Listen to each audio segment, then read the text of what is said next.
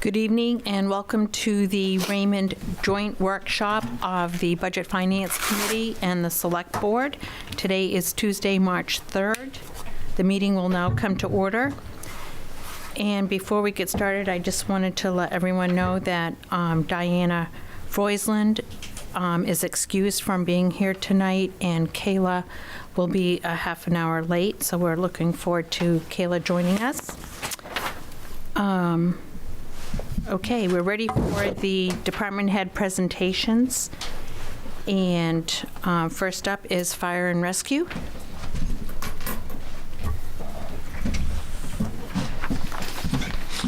Good evening. Thank you all for volunteering and being here on these committees, etc., and helping out with all this process. So, let's see. Start. I had this all queued up and I went right past it. So, Bruce Tupper, Fire and Rescue Chief. And as you can see in our packet, and I put a cover letter with it, I'd like to kind of recap a couple of the things in that cover letter, but kind of give you a background on who we are, what we are, etc. We're 12 full-time fire and rescue EMT / paramedic and firefighting staff. We work rotating shifts of 24 hours on, 24 hours off, 24 hours on, and then 4 days off. And a lot of our folks are working under forced overtime when we have vacant shifts. There's a process and a procedure for that. Despite the resources that we do have and the great equipment that we are afforded by this town, we do not provide four-person staffing 24/7, so that is now included in this budget plan as a per diem program that we feel will help cover that gap, and I'll get a little bit more into those, the importance of those staffing positions here in a few minutes. We've experienced an 11.5-ish% increase in call volume this year from last year, and over 27% in the past 5 years. So this call volume's increased greatly, and if you look back at our past decade, we're a 35% increase in call volume. And I know that doesn't mean a whole lot to people sometimes, and I have to put it into context so that they fully understand it. A phone call and a minute's worth of action is not what I'm talking about, but this is a call through a dispatch center. It gets prioritized at the emergency 911 center, and then we are dispatched with appropriate apparatus for the response plan for that particular emergency and or location. And our response takes place. And if it's a rescue call or an emergency medical or trauma type call, it is likely going to be a 3.5 hour call. That ties up our resources for that amount of time if we transport. If it is a fire call or an accident, something like that, it can go way more than that. Typical woods fire, if it's over 4 or 5 acres, which we do receive those frequently, is going to tie us up for about 7 or 8 hours, all of our staff. One of the things that, I'll try to skip it when I get to it again here, but one of the larger incidents we experienced recently consumed the area of mutual aid. I mean, we took mutual aid from Westbrook to Bridgeton to North Yarmouth, all that area in between. And during that particular call, we had 2 other calls. One, an additional structural fire, and a cardiac arrest call that had to also be covered by outside resources because we were tied up with several structure fires in woods and everything else going at that particular incident. Another fairly recent call where we were tied up at, we had 6 additional calls in our town that had to be covered by other resources. But the point here is that this is something that is becoming the norm, and when we go out the door for an EMS call or a rescue call, we also plan on the next call happening because it very frequently does. It is not uncommon for us to be out with 3 or 4 different calls at the same exact time. And if we only have 3 people on duty, such as we do at night or weekends, 2 people on a rescue truck, if they don't need the 3rd, only leaves 1 person to handle that 2nd and then 3rd call. Other than call members or on-call people, if you will, from home coming out, the old volunteer, if you will, coming out to help. I came out this past winter on a weekend call because we had 2 calls already going and our resources were taken. A live-in student and 1 full-time person came back, and myself, to handle a chimney fire that had extended into the floor of the structure. While we were there, we had another EMS call all the way up on the other end of town, so we're on one end, and another one came in. Now we're up to 4 calls, and then the 5th call was an alarm right around the corner at the Levy Lane facility with smoke. This is this is what happens frequently around here. So the staffing is really important to look at it, and when we, ask for that extra position, that's kind of the thing that's driving it, is we need to be able to provide those resources to cover our incidents and help our people, because every town is experiencing the same thing. So I say we call mutual aid from afar, right? And we call Wyndham, but they're running 6 calls at the same time themselves, and they're using Gorham and Standish to help them. This is happening everywhere now. So that's why we're looking to increase that staffing, to increase our capabilities. So a couple of the big things that are coming up that we will have to talk about, and I hope it does not occur, but transport times may increase even further than what I just discussed if the state has their way and we are made to transport to Togus Hospital. Right now it's kind of in limbo, but the state EMS services have said if someone requests to go there as a hospital, we must go there. So that's going to take us to Augusta to transport a patient. So it's going to be a former military patient. We're working on it right now and trying to make it so that anything that's emergent will have to go to a closest hospital, and anything long transport, non-emergent, can go via private service, not emergency services. These are the things that we're working on right now. When I talk about manpower needs, et cetera, I also want to add, there's in the back of your handouts that you all got with the budget packages, there's some posters that are up on the board over here. And one of them shows what we are right now if we go to four persons, and then what we'll need. Required to handle an incident for a structure fire in an average everyday residential structure is 17 to 19 people. That's if we have a hydrant in the front yard. We do not. Very rarely do we have a hydrant nearby. We are hauling water from distances. We are cutting holes in ice, drafting water, and hauling it with tank trucks. So we have to add another person for every tank truck that we require. Every 100 gallons a minute required on scene requires a tank truck. So if I need 1,000 gallons a minute, it's 10 tank trucks. That's 10 more people plus a pumper to fill the trucks at that fill site. We start achieving or getting to numbers that are almost unachievable when we look at these incidents. And that's including our mutual aid. So the minimum of 19 members is not just a benchmark, but it's kind of an unrealistic one when we start talking our rural areas of town. We commonly experience multiple vehicle crashes. We experience more serious vehicle crashes and fatalities now. And something I never, ever thought I would say, but we also experience more shootings than ever before. And I thought I'd never say this publicly, but the need to have our bulletproof vests is there, and we have protocols and procedures to use and wear those. God, 20 years ago, I'd have said, nope, we don't need that. We'll never need it. We live in small town Maine. But when my guys are doing CPR on a person who's been shot routinely, not routinely, but at least twice a year now, it seems, there's a problem. So these are things that are changing in our world. We have, and still do, look and seek for grants to fund our service. This year, our association funded a defibrillator monitor, and the town purchased the other one. So that's $56,000 that the association gave to the town of Raymond to provide equipment that's needed to do our job. This is required equipment, but we're raising money to purchase it to offset our budget. Over the past 5 years, the association's contributed over $125,000 to buying equipment for the town and department. They've done a great job, and we're really appreciative of that.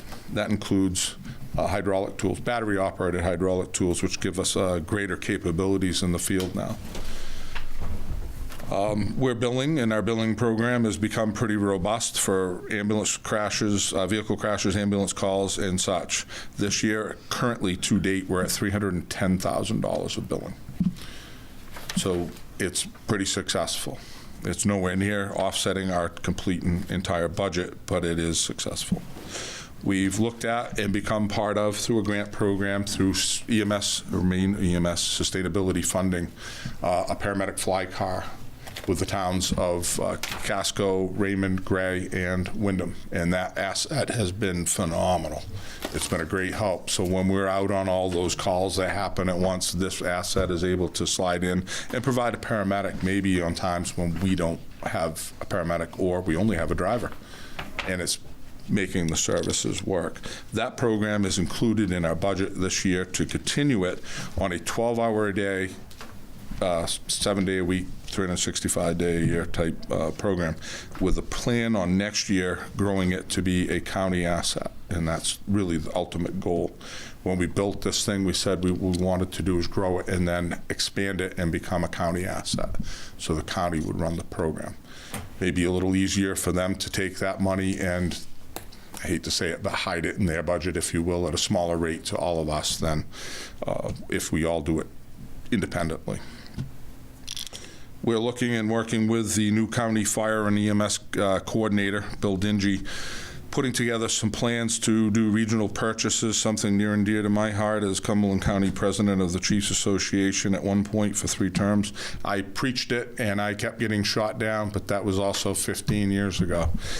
I think now is the time, and now is when it will be successful, that we're looking at regional bids, and we're going to have to decide that a piece of hose is a piece of hose despite the brand, as long as it meets the specifications. A gallon of foam is a gallon of foam, as long as we all agree on the brand.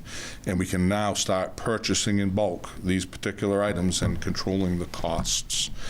Something that's become very critical, as you know, I've preached year after year. Our turnout gear keeps going up in costs, and it does. Nothing I can do about it, but everybody needs it.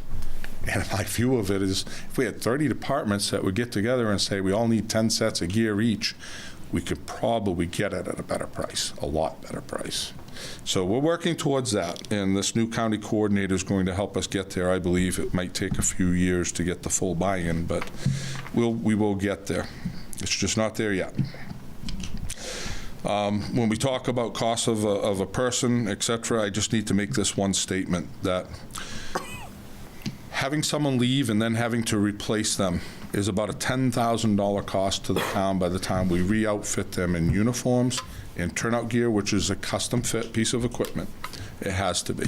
You can't just throw someone in a generic set of gear and expect that it will protect them from the carcinogens, the fire, and the smoke, et cetera, that we deal with. So everything becomes this custom thing that we have to do. We have to train them. We have to bring them in. We have to get them oriented. We have to do all the driver training on each piece of equipment, the operations training on each piece of equipment. And that's the best figure we come up with right now, that every time we lose somebody and replace them, that's a $10,000 cost to our community. We're working very hard to prevent that from happening. I can't disclose the amounts and the details of the contract, but next week at the select board meeting, we will be looking at the current collective bargaining agreement that has been temporarily approved. The board will be acting and or not acting on it, and we will either move forward or go back to the drawing board. But it includes an aggressive pay scale, which unfortunately, I will say this, is already going behind some departments. I received an ad from the town of Buxton the other day, and they're already going to be far above our pay rates that are proposed, even though ours, I thought, were pretty robust. So it's something that we have to consider. We don't want to lose the assets and the people that we have that are dedicated to our service here in our town here, because they know our town, and over the years they get to know the water supplies, the people, the target hazards, and the things that can go wrong. So we're looking to make that work. We're also looking to meet 1710 and 1720, the NFPA standards for response, not only in timelines, but in staffing when we arrive. So when we talk about that 19-person response on a basic house fire, you know, we're not going to have 19 on staff, pretty sure of that. But between us and the other towns that we work with, we can achieve that goal. We can also get a lot closer to it. We've proven since our staffing has gone to 3 round the clock that we've had more cardiac arrest saves. In other words, we brought people back from the dead. We have awards that prove that. And we've had more structural fire saves, and our fires in the woods become less big because we're able to get on them quicker, and with a good staff of people. So we'll continue to work with our mutual aid partners as goals and strengthen our response capabilities. We have to remember as we do that, we still have the same amount of staffing out there, but we're all doing more. And that we will be dealing with the collective bargaining agreement in the very, very near future next week. So as we flip through, and now we go to our budget, which I need to get to a different page for you. Okay.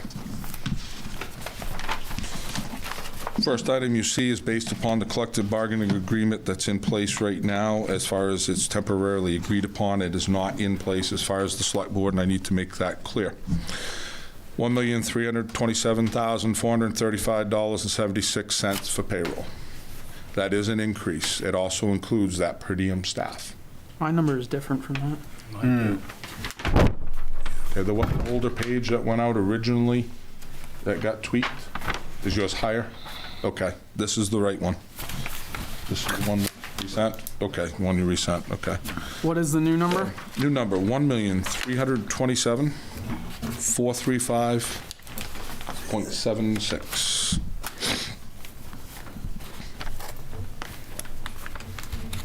Sorry about that.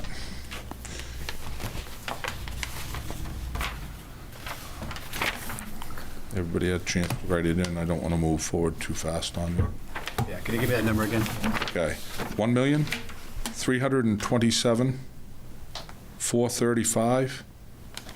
$1,327,435.76. It is an increase of $212,645. Which would, if this gets passed in contractual form, bring us at least up to the 90th percentile of the area, if you will. But caution that other departments have already gone past us, and Buxton's new ads for their new positions This is how many are people? past us. So that actually is 14, No, how many more than what you have? I mean, one more than what we have. Yep. So I thought you wanted two to. one make it more four. person's $212,000 increase? Nope, the CBA included in that, so that's. Oh. It's that plus the new It's position? that plus the new Okay. position, correct. God, if that's it, I'm applying. Yeah, well, The new position is 36 hours in a week. That's Yeah, all it's it's being 36 hours, so. That's being added. We have a per diem And already, that we're gets adding to the four 36. staffing that you added. want? That gets us to the 4 staffing. Yep. Right now, we don't run a 12-hour shift. Can use the mic. Sorry. We don't have a day shift Tuesday, Wednesday, Thursday, when the chief and I are there. We don't have that filled. But we're finding chief and I are on the multiple calls. We're each taking an engine to a fire. We're it. Thank you. And that kind of, it does, it doesn't kind of, it takes us away from what we are supposed to be doing for our responsibilities. We are strategic command over incidents. We're not tactical, or not supposed to be. When we become tactical is when we become directly involved and cannot see the entire incident and/or direct it safely. So Can you it's break out that safe. number of what one position costs, 36 hours for benefits? If 36-hour additional does not have benefits with it, Chris, that would be a per diem. So that position, that new, has none. Okay. But the rest of the employees do. So that package would be built into the towns. And we can But- give you a further breakdown if you need to. so with the increase on the CBA, Mm-hmm. in this salary number, that's just the salary though, right? You're not including the increase on the CBA as far as anything else, any benefits. It's just salary. Yeah, that would have been built into the benefits. Brenda would have built that Okay. into that side of it to be, yeah, see, it's kind of complex when you look at it. It's in several places as it should be, I guess, so. So that number would be a lot more than the 2012. Yeah, then the 212,000. I mean, 212. Yep, yeah, there would be an impact everywhere else as, if anybody else added an employee, it would impact somewhere else as well. No, not really. The benefits are the benefits. The benefits don't change. Well, there is an increase in retirement because they're increasing salary, but, so it's probably very minimal when we look at it. And I think Brenda may be able to answer that better than I can. I don't deal with that piece of it. I would say because we don't have a ratified CBA, I wouldn't I get into the can't particulars discuss. of what we're negotiating until you ratify the CBA. Yeah, it's got to be ratified first and go from there. True, the details cannot be out there until it's ratified. So, more questions on that or clarifications that I can discuss? Moving on, the next line that actually gets impacted is our contractual line. So that covers like, not dispatch, I'm sorry, but like our photocopiers and things like that that we have contracts with for maintenance service and payments on the lease of those. And we've had to go up by $2,000. It also includes our medical director, Dr. Worth, under contracts. And we're required to have a medical director, and this year we will be adding likely a DEA licensure level to our service, which will be required. The federal DEA will require a license because we do carry narcotics, and they want to be able to better regulate how we do business, if you will, despite having a doctor who's already DEA certified because they're a medical doctor.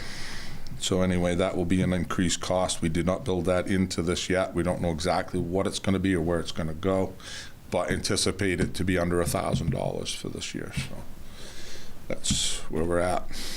Bruce, you're talking the account 3005? That's 3005, correct. Okay, and you said it's, because I'm showing for initial request of 19, but Okay. budgeted last year was 18? 18. And you This would said be a something $20,000 request, an increase of 2,000. Not a $20,000 increase. Not a $20,000 total. But that number should Initial be 20 instead of 19? Yeah. So But it they should don't be even know 20 yet. instead of 19? Yep, should be 20 rather than 19. It might be. And actually, I have 18 here, so that's 2,000 for me in my form, and I believe it was approved at 18 last year, correct? Correct. Yep, So is it Shows 20 or 18 last 21? year. it's 20 even. But that's under the 26, 27. right? 26, 27 is 20,000. So it's a $2,000 increase. From the 18. Yeah, over the last year, over the 18,000, correct. Next is the dispatch cost, and it's uncontrollable to us. It's our dispatch center at Cumberland County. It is the regional communications center, and as with a lot of these projects that are regional level, sometimes you find you get a little bit out of control with costs, if you will. So they've had a 8% last year increase in their costs, and they've only increased us by 6%. So that makes the request at $44,000. So wait, Yeah, but 44 43, instead of yeah. 43? It's 44. We just got those numbers. Yeah, we just got that number. That was modified last Yeah. week. Remember, it's a living document and we're in workshop, so Yep. things will change. Yep. Things So, new. but you have 193 left over? Is that correct? No, that's right now, isn't it? That's the Is balance. that? Yeah, That's Right, just of the current. year-to-date expended. this is year to date, right? Yeah, year to date, yeah. So you're gonna go over You're gonna that, go over. you're gonna go over that 40,000 anyway? Not this year, we paid it already, so that's Oh, it done. pays in Yeah, certain it's- increments? It's paid in January. Okay. Every year, yeah, that's how their budget works, so. I know we just did that recently, I signed that, sent it up to town hall. The next line, everybody all set with that one? Okay. Next line, Department of Recognition, 3123 for 2,500, or an increase of $200. Just basically because anything you do, whether you have it catered or buy food for it, it's going to be more expensive. And it's also where we recognize our members, firefighter of the year, fire officer of the year. We do some community service awards, and we also recognize their heroic acts, if you will. So people who did something way out of the ordinary and over the top, put themselves in extreme danger, will be recognized, and that gets a plaque and an award. So that's where we pull that one from. The next ones are pretty easy. Next three stay the same, so 8,000 for health and safety. You may see a different figure. That was the one we were going to move, and because the state changed the law and now requires insurance companies to provide cancer screening costs for all firefighters, we were able to adjust that back.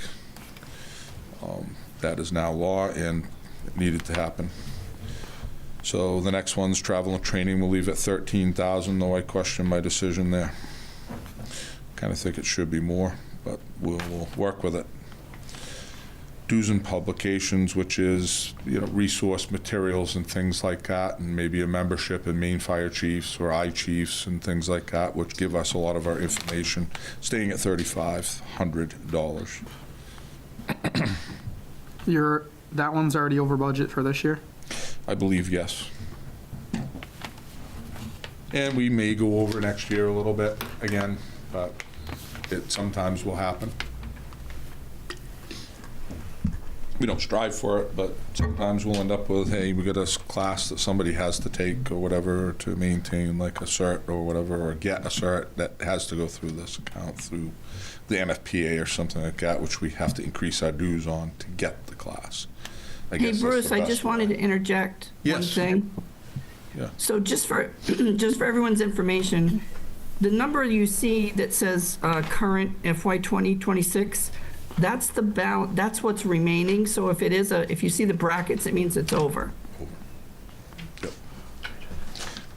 And I didn't bring mine, so when you say it, I'm just going with what you got. I got a different Yeah. spreadsheet that I'm using right And, now. It flows from Like me. Glenn is saying, if something was processed, within the past couple of weeks, it might not show on here either.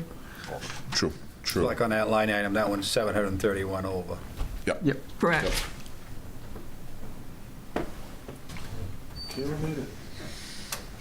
How bad are the roads?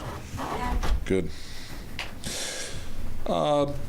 Building maintenance, the next line, 15,000, which is an increase of 1,000 only. Again, that covers building maintenance. It covers our folks doing waxing of the floors, bathroom floors, things like that. We do in-house. We do a lot of our projects in-house, such as we shampoo our own carpets and stuff. We have the crew, they might as well do some of that stuff. And so we'll rent a machine and do that. But this is the one line that covers all that. And some projects. Last year, we ripped the door out of the admin office, pulled the sill off the building, replaced the sill and the siding, and put the door back, and then replaced the kick plate. On purpose or because somebody? Yeah, just something to do. It was fun. No, it was rotten out, and we had a lot of ants all of a sudden, so we found water getting in behind the trim, and so we just picked a day and we fixed it. So that's what that covers, is those types of things. There are some things that we can't do ourselves, so like when it comes to the boiler or something along those lines, and we hire that done.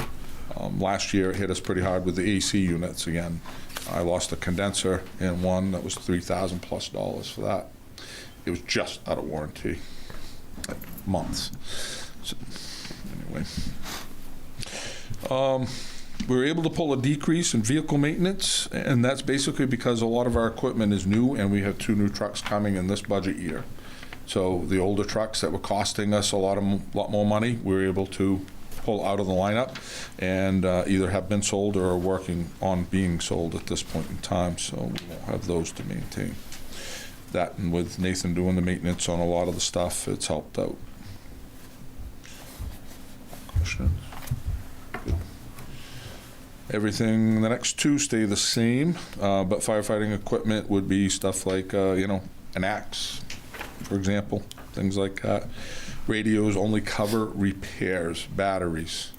Every pager has a battery in it. They last about 2 years. Every portable radio, a 2-way handy talkie, if you will, has a battery. They last about 3, sometimes less, and they are about $200 a pop, depending on the model. So that's what covers that line item. You guys aren't asking for an increase on that one, Nope. but that Got you, this year it Lord. went over almost double. Yep. I'll explain that in a minute. I think you'll get it. And if not, you can come right back to your question. All right. So when we get to CIP, but don't let me forget to All right. explain it. So, yeah.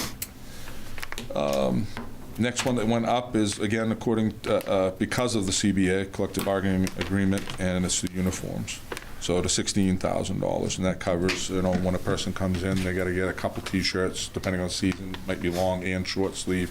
We'll get a job shirt. This is not a job shirt. This is a specialty that, by the way, we all bought on our own and paid out of our own pockets, so this was not part of that. But it would cover the pants, the uniform shirt, the polo I have on under it, et cetera. So things like that for members. They have to have, footwear provided, so we do that as well. Winter hat, all that. That's what that covers. The next two lines actually experienced a decrease. Kind of questioning my judgment on the gas and diesel. I don't know, but Lee assures me that he was told the gas prices that are going up are probably going to level off and come back down. I know that we're contracted to our supplier for gas and diesel as well, so I'm hoping that holds and we don't have to eat my words that we can actually decrease. The reason for the decrease is we've actually decreased apparatus in the past 2 years by buying one for two rather, and gone down that road. Our Scott Air Packs decreased. This is, sorry. I have a question on that one, though. Your guys are 700 and probably 50, 60 bucks away from already being at that. Yeah, that we are. So with I know. 4 months to go, Yep. Yep. I don't think it makes sense to decrease it. Yeah. I mean, I just or drive less. driving One or by the other. today and it just increased by. I would love to do that. We kept that the same. We did. Mine shows a decrease in bold red. Yeah, but you look at it, So. we didn't actually decrease it. Oh, you didn't? When we had the meeting with the manager. Oh, that's right. We did. But it didn't get taken off. I got notes beside it and everything. Sorry about that. So it did stay the same, but it's still low. So That's 25. maybe we ought to look at it a little bit to that. And it's the uncertainty of what's going on in the world right now with our oil countries and being in a war with them.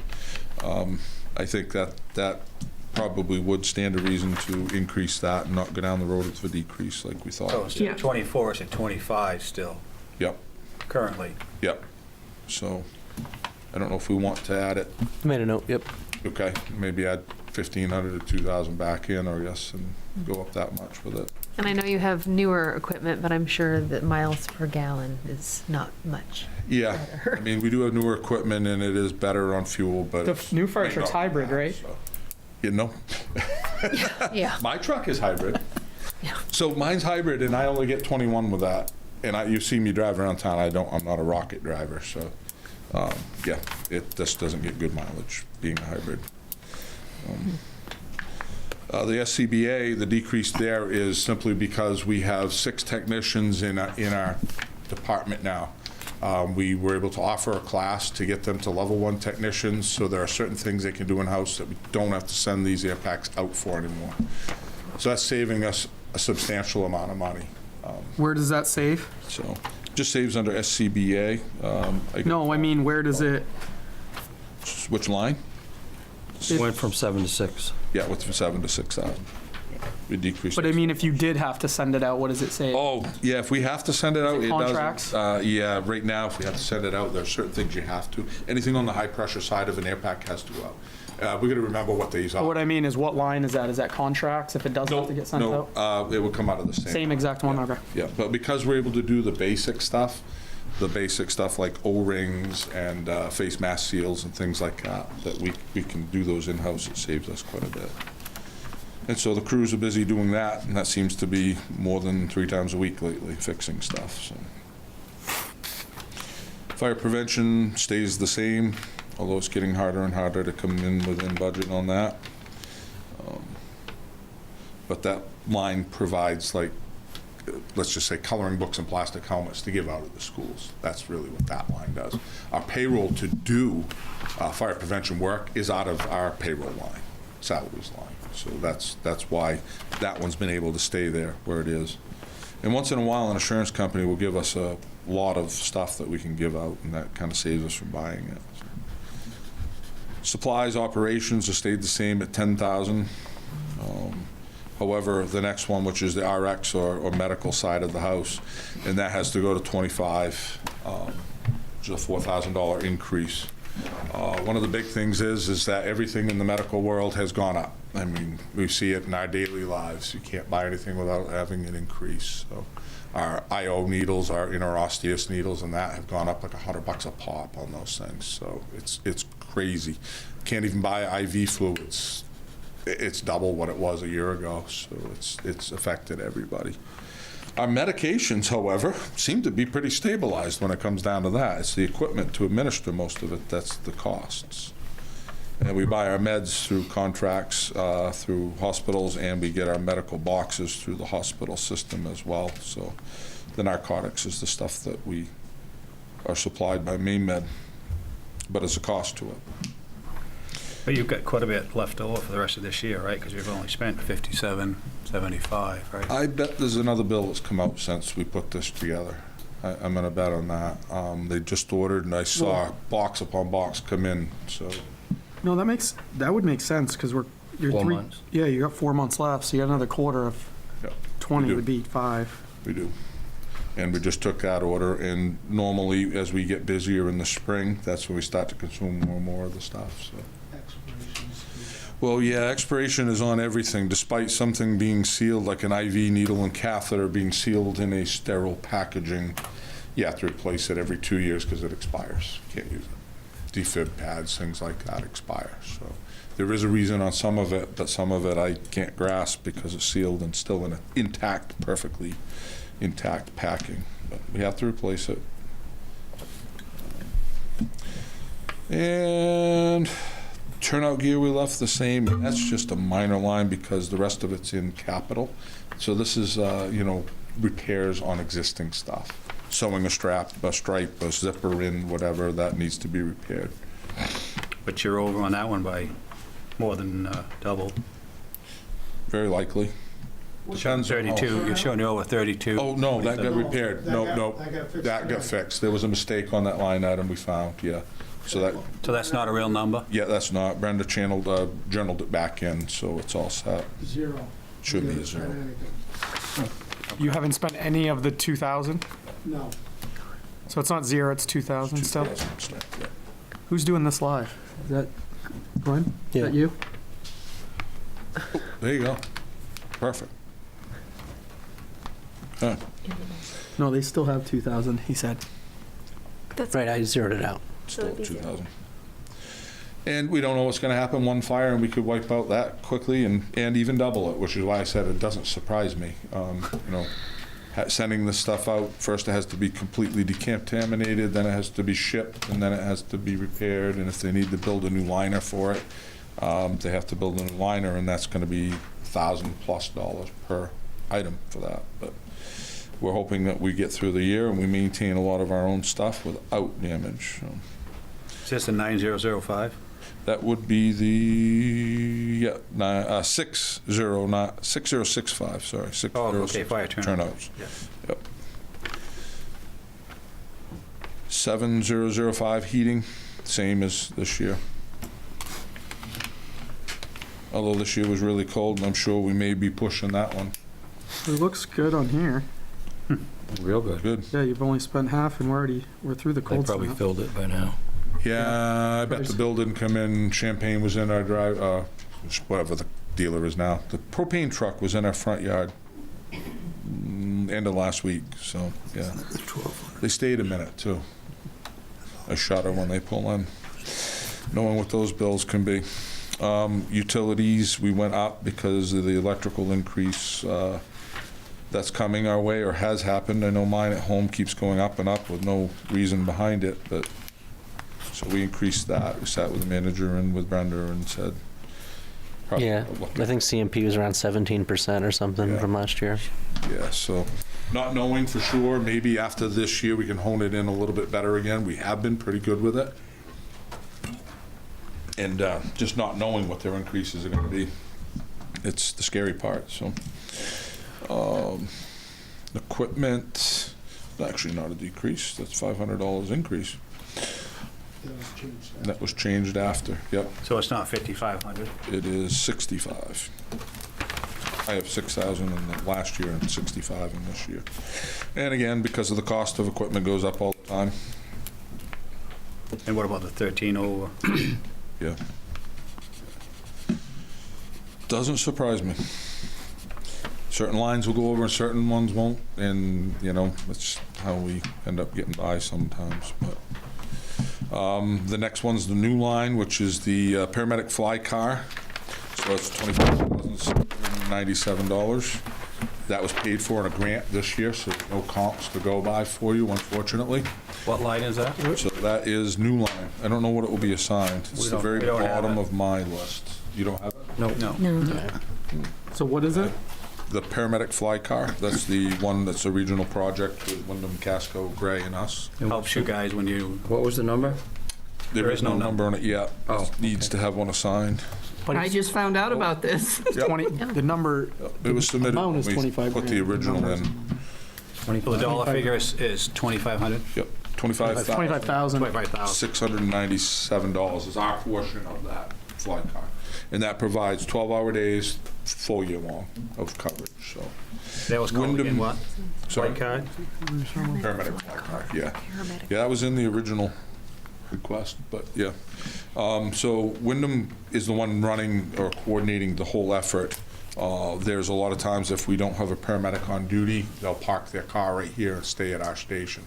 So it provides someone right in our town, which is really crucial for good medical care.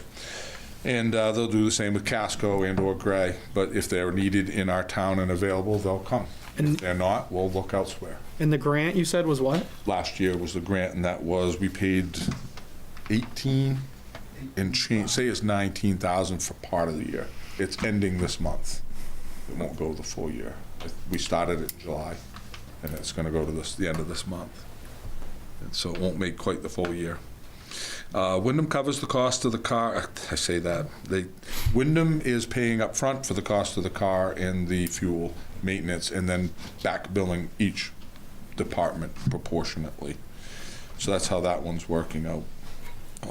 And the car is stationed in Wyndham? Yeah, most of the time it would be in Wyndham unless they know we don't have a paramedic, and they'll have them come up Ship here. up? Yeah, and they'll just hang out in our station, do paperwork and reports and that stuff until we're out and they're needed, or Casco goes, or someone else, so. So that's a regional project with those towns, and it's worked out again very, very well. We're very happy with the outcome of it and think that it's a keeper from our perspective. So before you move on, do you have a total number at the bottom now Yeah. with all those adjustments? Yeah, hang on, get back to that one. So total number,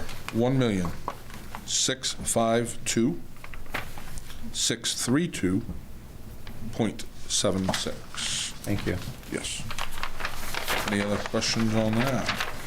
And Yeah, that radio. CIP didn't appear in here. I don't, There it is. Hey, Bruce, how about the radio that we skipped over?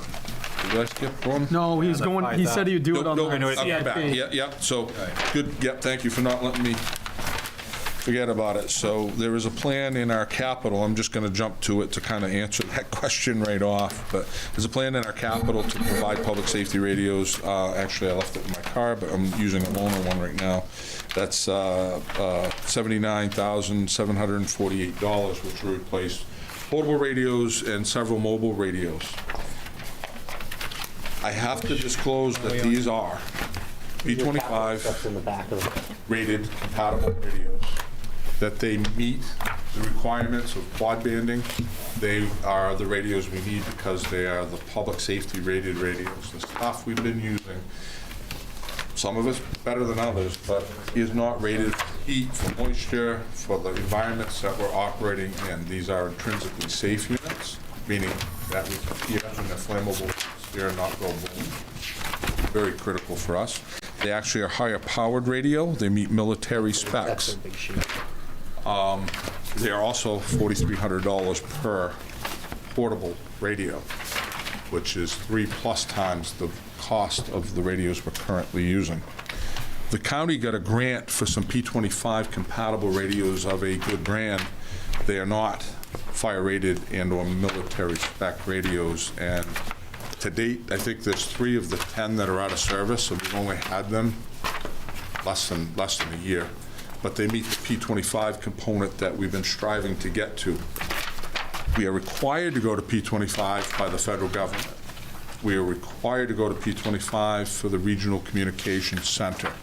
That's part of our contractual agreement with them, because they are also required to do it by the federal government, so we have to comply with it. So that means a bunch of changes. We can do it with the cheaper radios, and they still aren't going to meet the requirements. When I can't reach our guys that are inside a IDLH, immediately dangerous to life and health atmosphere, because they're under a metal roof or behind a concrete wall, that's crucial. We can't have that. So these radios work so much better. We've had 3 people use this loaner radio from a local company in the last 2 weeks and have nothing bad to report about it. The superior operations of it and the superior capabilities of it are absolute night and day difference from what we're currently using. So we really do need to get on this road to provide that level of safety for our folks. These aren't going to be replaced in 3 years. That's for sure. They are rated to last a long time. They will last, and we'll be replacing batteries before we replace the radios unless something goes very bad on us. And if that happens, we'll be here for other reasons. But that's one of the items in our CIP, and that's the radio component that I wanted to discuss, because we're replacing all our portable radios needs with this CIP line item. I think it's important that we mention that, and that's what's affecting our repair line in the other budget, the operations budget. These won't be available for probably, I guess, 6 months after we order them. So we're looking at mid next year. We'll still have to maintain what we've got at this point. We're still going to have to maintain our radio broadcast system. So what we have for a radio broadcast system is we have the tower up off Valley Road. We have a simulcast repeater there, and I have a tower on top of the the elementary school on the roof there that helps to cover the other piece of town. That radio is also a simulcast unit. Now we're looping all those pieces together with the fiber optics we chatted about last year so extensively. So that's going to help hook those together so we can have better capabilities. And we should be able to add another component of that at Central Station and cover the Fry Island and the lower end of the Cape. And right out front of the station, believe it or not, is the worst dead spot we have right now. It is absolutely horrific right there. You can actually not talk from radio to radio. So we have a problem, and we've got to fix that. It's not that this will fix everything 100%, and as my buddy in the radio services tells me every time I bring up systems, you can buy a system for $1 million, and you'll spend the next $2 million filling in all the holes that you couldn't cover with the first $1 million. And that's the truth. It's that bad. RF just gets consumed by everything we do. We put LED lights in the building, we put metal roof on it, you have LED lights and computers in your car. All these things transmit RF, and it kills our radio systems. So we're dealing with that constantly, and there's no fix for that, unfortunately. So we have RF issues in our building with our LED lighting and our metal roof, of course, because we do have that. But questions on radios? You found it in the CIP plan? Okay, good. I just don't want to go too fast by anything for you, but, sorry, what? Tab 7, Cliff. Right here. Oh, with our repair, we haven't even paid that yet.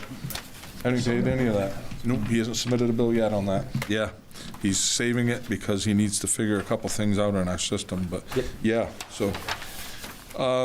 Anyway, you can see the CIP replacement cost for the items up above. The ambulance that has been ordered 2 years ago is coming in this September, and there's the plan payment for that, the $126,000. There's the ladder truck first payment, which is in here at the agreed per the vote last year, $188,000. Good financing on that, by the way. I think it's definitely a savings. Even though it's an expense. Turnout gear is the continuation of our plan to provide the turnout gear, and that's gone down to $26,000 this year because we're catching up on everything. And here's the deal with turnout gear. One, the biggest issue we had was, if you remember back a few years ago, PFAS in our gear. And PFAS was in the layers that are right up against our sweaty skin, and we sweat when we're in it, right? The gear we're using now at least has separated it, and it's only in the outside layer, so it's not direct contact with skin unless you touch the outer part of the. There's no way of getting rid of that yet. They're still working on a set of gear that will actually meet NFPA standards for safety, and they haven't gotten there quite yet. But as we do, we'll end up transitioning to it. But this gear, sorry, I have to rewind. It's also good for 10 years. So manufacturer standards used to say 10 years, and OSHA didn't say a thing about it. They said, we're not going to be the gear police. BLS at the state of Maine said, we're not going to be the gear police. Now they're the gear police. If they come into your station and you're actively using 10-year-old or older gear for structural firefighting, you'll get fined. It is non-compliant gear. And that comes from OSHA and the BLS, as well as the NFPA standard now includes it as well. So these are the things that have changed. So we will always be buying gear as long as we have firefighters. As I said earlier, it's custom sized and fit for us because Peter and I are not going to fit in the same set of gear and be functional. It's not going to happen, but that's the way it is. And we have certain things built in as we talk about cancer prevention, as we have, and we've touted that for a long time now. We're very much on the edge of that. This gear, we have an extra set of elastic constriction basically sewn in at the leg to keep the smoke and materials from wicking up our legs. We have the extra cuffs, and it's called the Part X edition, if you will, and that's exactly what it's designed and tested for in our turnout gear to prevent that from happening, which protects the firefighters even greater. And it's not just the structural fire that we're dealing with, but you're dealing with anything that combusts now is toxic. Everything's made of plastic, so our car fire that we went to the other night that almost burnt the house down with it, the toxins in a car fire, well, I mean, it's horrible, horrible. Everything's plastic. So we have to wear all this gear and our air packs and everything even for that. So it's very vital that we have the right gear to do the job. Public safety radios, boiler. Yeah, we put the boiler in, but we've put it off again. Our boiler guy has come in, taken a look at it again, and said the fixes that we did last year are holding, and he doesn't believe it's something that's going to break in the next year. I said, okay. Year or two? Okay. Charlie Bradbury's done well by us, and he's a straight shooter for us and has given us that info. He hasn't been wrong yet on it. The part that was going bad wasn't the actual guts or controls of the boiler, but it was an igniter problem, and he found the right igniter to put in it, and that seems to be taking care of it. That comes out of this year, but anyway. So the 26,000, you're not going to use it? 'cause Not it's going to use replace it this year. We're going to play the card, I think, and run with that one. We have a backup heater. We have backup systems that won't be super efficient, but if we go down, we can at least survive a week, maybe two. And in that time, we can get a new boiler in. Next year, the SCBA's, we pushed it out that one more year. We're still we're trying to write grants, but the federal government has not released grant money in 2 years for the Fire Act of FEMA grants. So that's an issue for us. We'll try it. We'll find another alternative, and we'll keep moving forward and see what we can do. But if not, we've got to replace the SCBA's that we have to meet the current standards and not be ones that we are repairing every day. And our guys that are certified will be able to certify those to the same and work on those to the same level they do on the current packs. The newest of our current packs are 16 or 17 years old now. The newest ones. The oldest ones that we're using are at the 20-year mark. So this is stuff that does have a shelf life and does need to be replaced to meet current technology. So that's in there for next year. And our total this year is $419,748.77. On the SCBA? On the capital complete. SCBA is out for next year. It's out to next year. That's 10,000, Yeah, right? yeah. That's 300,000 for the SCBA next year. Yep. This $10,000 a unit. That's why that's there. Sorry. I just caught what you said. I'm sorry. So, yeah, when we bought the ones we're in now, or the majority of the newer ones, they were like 5,000. Yeah, 5,300. And yeah, it's what it was, like 5,300, and the bottles were like $400. A bottle now is 1,000, and the pack's 10. Each.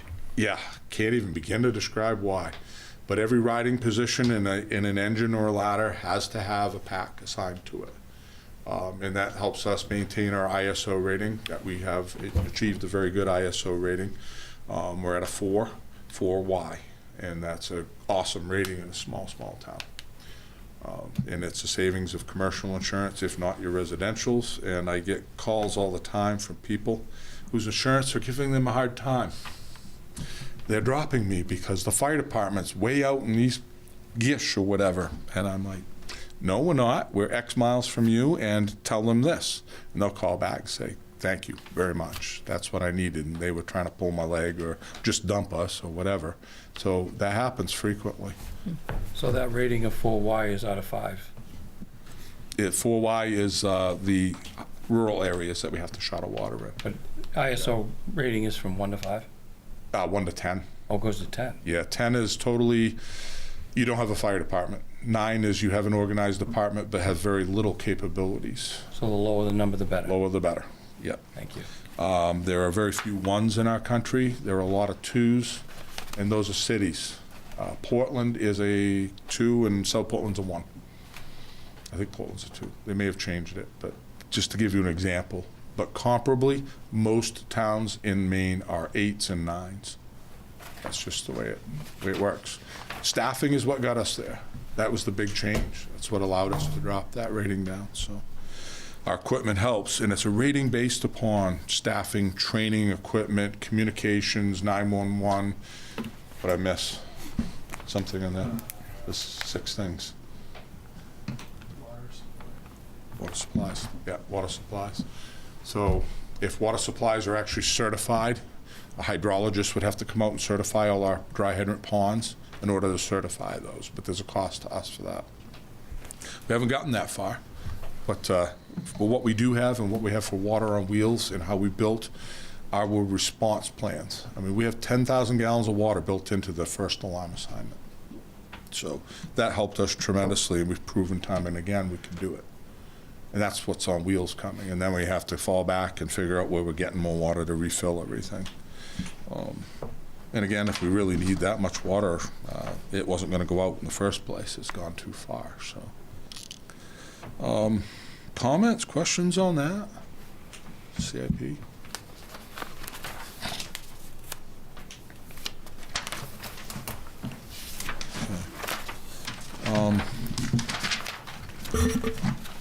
So I put Bill was nice enough to put the posters that we made up on the board over there so you can look at them individually, and I apologize to the folks at home that we didn't have them electronically to broadcast, but they are in your packets. You should have gotten the budget packets as well. So, but that's, other than drawing stickmen on a chart, I thought that was a better illustration of where we're at and where we really need to be, but probably realistically can be.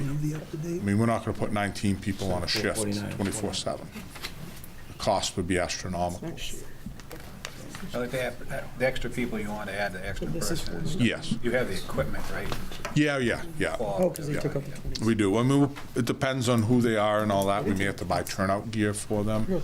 And that's an ongoing process, but we've got some monies in our CIP for that. That's why we keep that going. And because the gear expires in 10, if you make it that far, I'm lucky to get 6 out of my gear. I will destroy a set pretty quickly, unfortunately, and not intentionally. It just happens. When you Bruce, do you work, have- you break things. Sorry. Yes. Do you have 24, 25s total on CIP? For CIP, hang on. Yeah. I think it was that in there? No. I don't. No, he's got CIP. I don't have that in this chart. I have an old one. It looks like 24, 25. You had 222,548 from Fire Reserve. Mm-hmm. And I don't see anything else. There was some bonding money that was in there. So and that covered the 223? truck. That would leave a check under debt service. So 23. No, sorry, I have 23. 24. I didn't have 24, 25. And I don't either, sorry. 24, 25 for just the CIP. regular Capital. fire department reserve? No, CIP CIP. Please. total. It is, well, that is CIP reserve. Yep. So their carry forward from 24, 25 was 252, 209.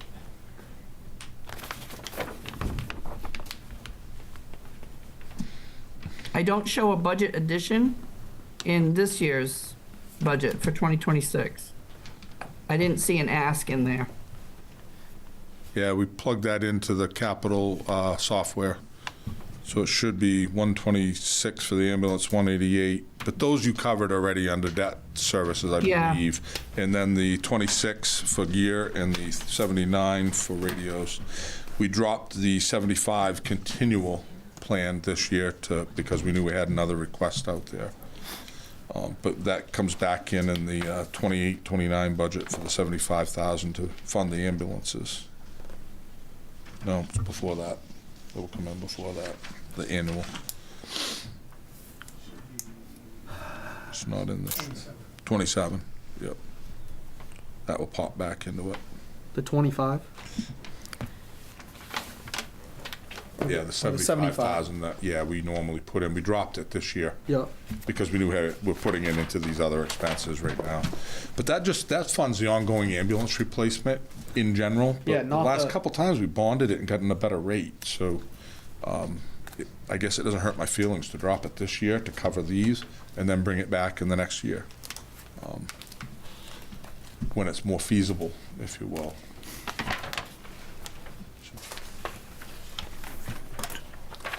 Well, these are all specialty equipment. None of these would fall into that lease program that they're looking at.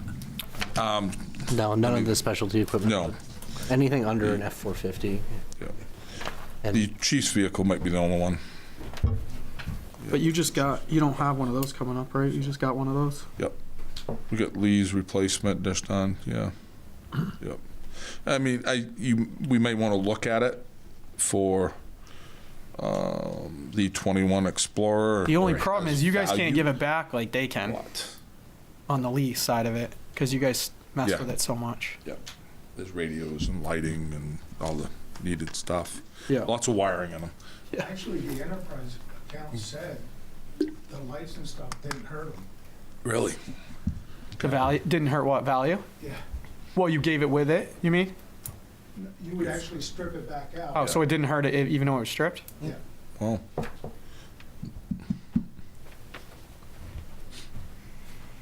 Yeah, if we did something like that, it might be in the future here, but anyway.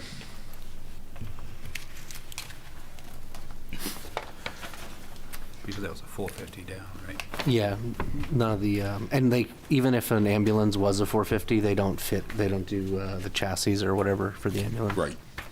And a couple years out, we've got the other ambulance re-chassising. So that's a program we entered into, Fred, that might be of interest to everybody, just to have it repeated tonight. But when we went with the Braun ambulance, it was, again, on a regional bid. We bought 5 ambulances with other towns together, so we got a better price. It's not the same as when we did the 15 ambulances, but that brand wasn't playing in the sandbox with us. So we did this, and this particular brand, the body or the box on the back of it can be re-chassised 3 times. They've proven it over and again. So what they do is they'll take it, they'll supply a new chassis, pick up our box, strip the paint off and everything, repaint the whole outside of it, remount it, upgrade the electronics, and we get it back with a brand new chassis under it. So the theory there is that we can actually run that truck a lot longer. Gray is under the same program and they've already done 2 re-chassis, and we haven't yet. We're approaching ours in a year and a half, 2 years, I think it is. They do So- like special of that, like film coated or something? Yeah, they do all that stuff when they pull everything apart. They'll fix anything that needs to be fixed and so forth.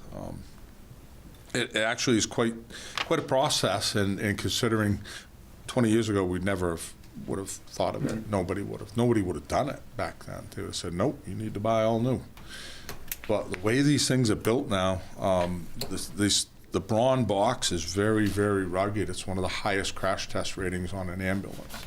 So we go with those for safety reasons, and the chassis is going to be the chassis. It's going to be a Ford gas engine chassis. That's what it's going to be. 4-wheel drive and all what it needs to be an ambulance. It has to meet a standard, which is the KK standard, and that's what we have to meet. So.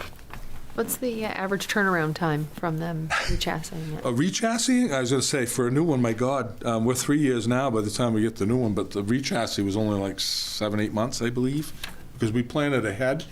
They'd have I'll stand corrected, It's dependent on the chassis availability first. It should only be the 7-8 months. That would be the ultimate goal. If they have the chassis, they can pull that turnaround in that time. So I don't pigeonhole myself into that 7-8 months. There is a variable that might affect us, unfortunately. And it's done in the state. It is done right in Maine, yeah, it's done right here by a local, northern Maine, Frenchville is where the company is. So their other body shop is actually in Bangor. It's Autotronics is the name of the company. And Braun is built in Ohio. US stuff. Len, do you mind pulling up the 26, 27 initial request, like pulling up this For capital or for operating? for operating? Sure. Operating. Just give me a second and get to that folder.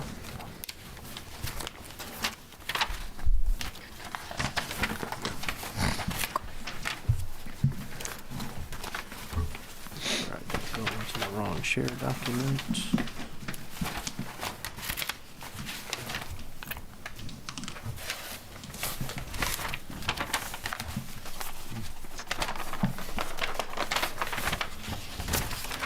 Oops. Sorry, wrong one.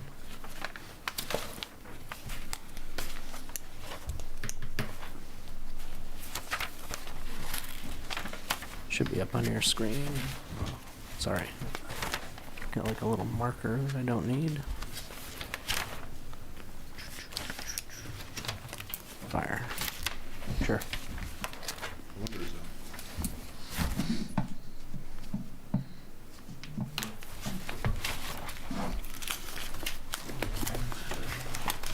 So Bruce, can you remind me about, I'm Yes. looking at the dispatch line. Yep. Dispatch. So for 25, 26 current, Yes. you have the 193, you have that remaining, or that's what you spent? That's remaining. Yeah, it's already been paid, so 193 is left in that line item. So if that's remaining, how come fuel, for example, like you don't have $24,000 remaining in fuel, you spent $24,000? I don't have that form in front of me. And that's what I was telling you, Glenn, on that $2,000 one. That's remaining, that's got to be a 2,000, not a 0. I'm saying, so to stay consistent, 2025, 2026 is what's remaining down the board, correct? I consider that to be spent. When I look at it, I would be looking at it like that is the spent amount, but I guess I could be looking at it wrong. Right, well, that's what I'm saying, is that we need to Because if not, when we it need to goes- get consistent with that, because when you go over, it means you spent that much over. You can't have a negative, because you don't know how much you're going to spend. So that, it either switches over at 0 to go now what you've spent versus what you have. so for the 40,000, you Can't would have it have, work both ways. you would have spent $38,000, whatever it is. Yes, 38,000 change. Okay, so So it's what the you spent. 193 should be, 6 is a negative one. But that line's been changed. So, yeah. Now that I saw what was up there. So, yeah, that would be, to answer your question on the dispatch, that is the balance of that account. I think we're wondering all of them. They need to all be the same. Is it all spent or all remaining? All balances, right?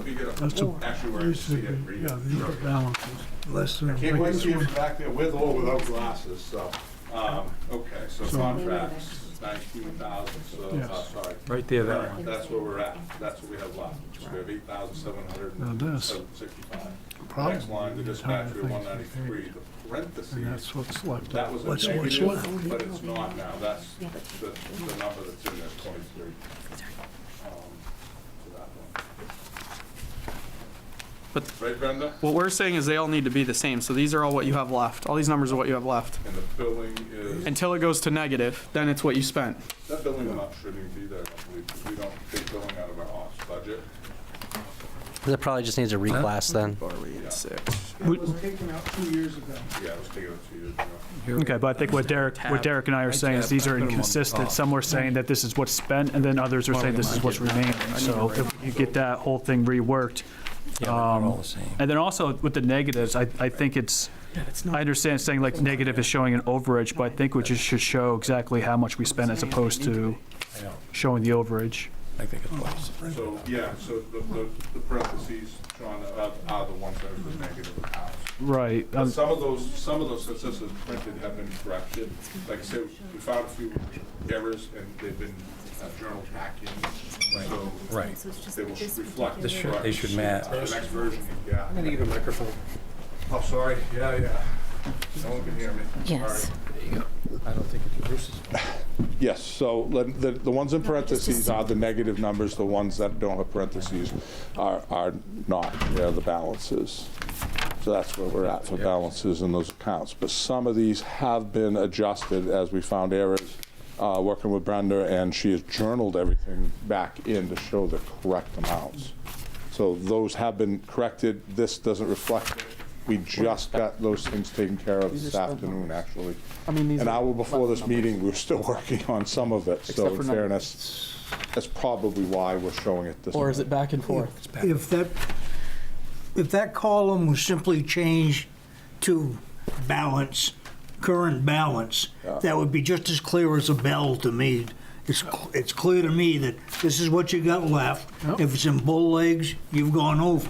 And what I really care about when I look at it against the next year, I want to see where you are at going into the fourth quarter and see how your flow is. Yep, hang on. I just gave there. You did, okay. So is that the current one with where we're at right now? That's all. Okay, just got it, good. I Balance. was gonna say, I've got a copy here. So my point earlier is that the 2,000 on 60-65 fire turnout. it's right there. That one should still be 2,000. Yes. Go do that in that Yeah. packet. Okay. That's all. I just want to make sure that number gets. And again, like I said earlier, a minute ago here, we were actually physically working on this an hour before the meeting started. So re-journaling things back and forth, and we've been verifying and checking figures as we went, so. And then Brenda sent this to me at 3:14. Yeah, that's when I got this, 3:14. So, yeah.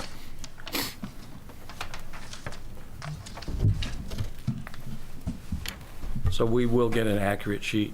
I hope so. Yeah, once workshops are done, we do a revised budget, and then you'll get a revised budget. Yeah. Good.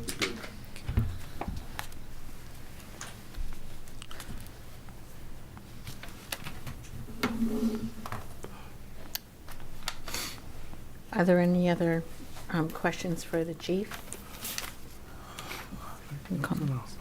Okay. All right. I think we're all set. Thank you, chief. All right, thank you.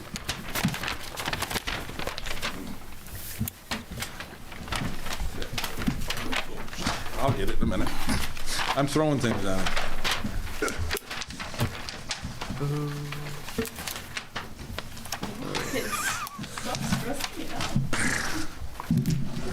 Just booing you. Yeah. Good night, Chief. You all set, Dawn? Yep, good night. Be safe. Thank you.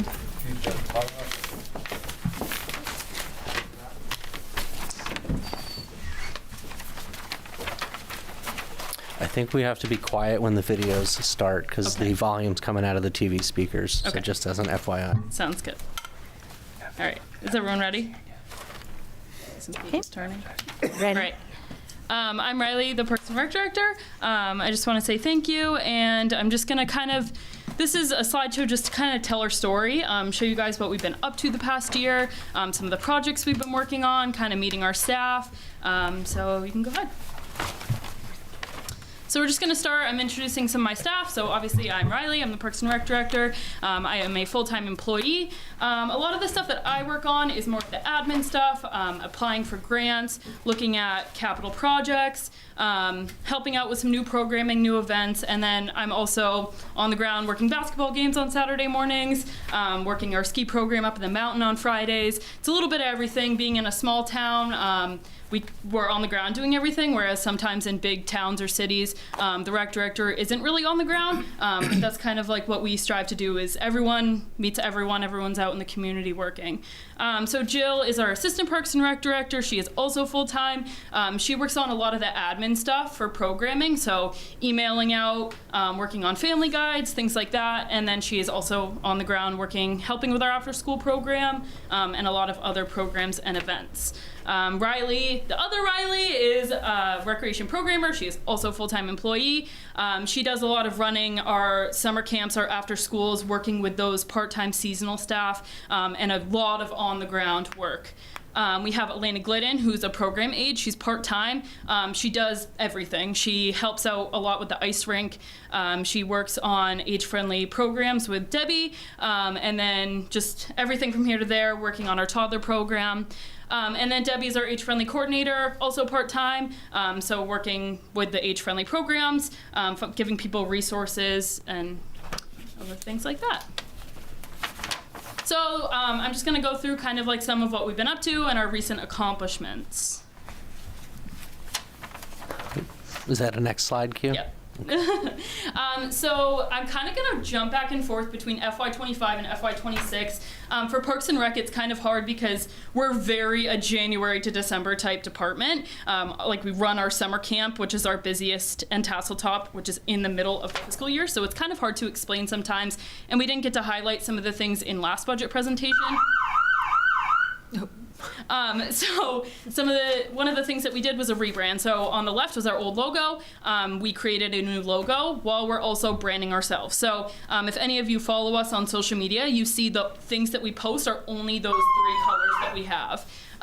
So we kind of have that brand so that when people see those colors, they think Raymond Parks and Rec, which we're also proud to say that the town has kind of taken over our logo for all the departments, which is a little exciting.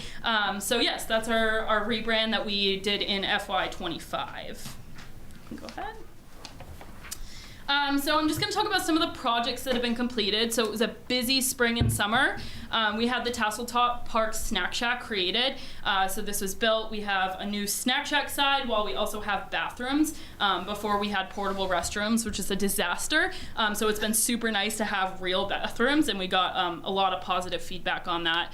And our snack shack, we've also been able to cook a lot more food now because we have ovens and things like that. We have our pickleball and tennis courts, which was huge this year. I don't know if any of you drove by, but it was packed every time once we opened the court. People were already like making a line outside the courts the day we opened.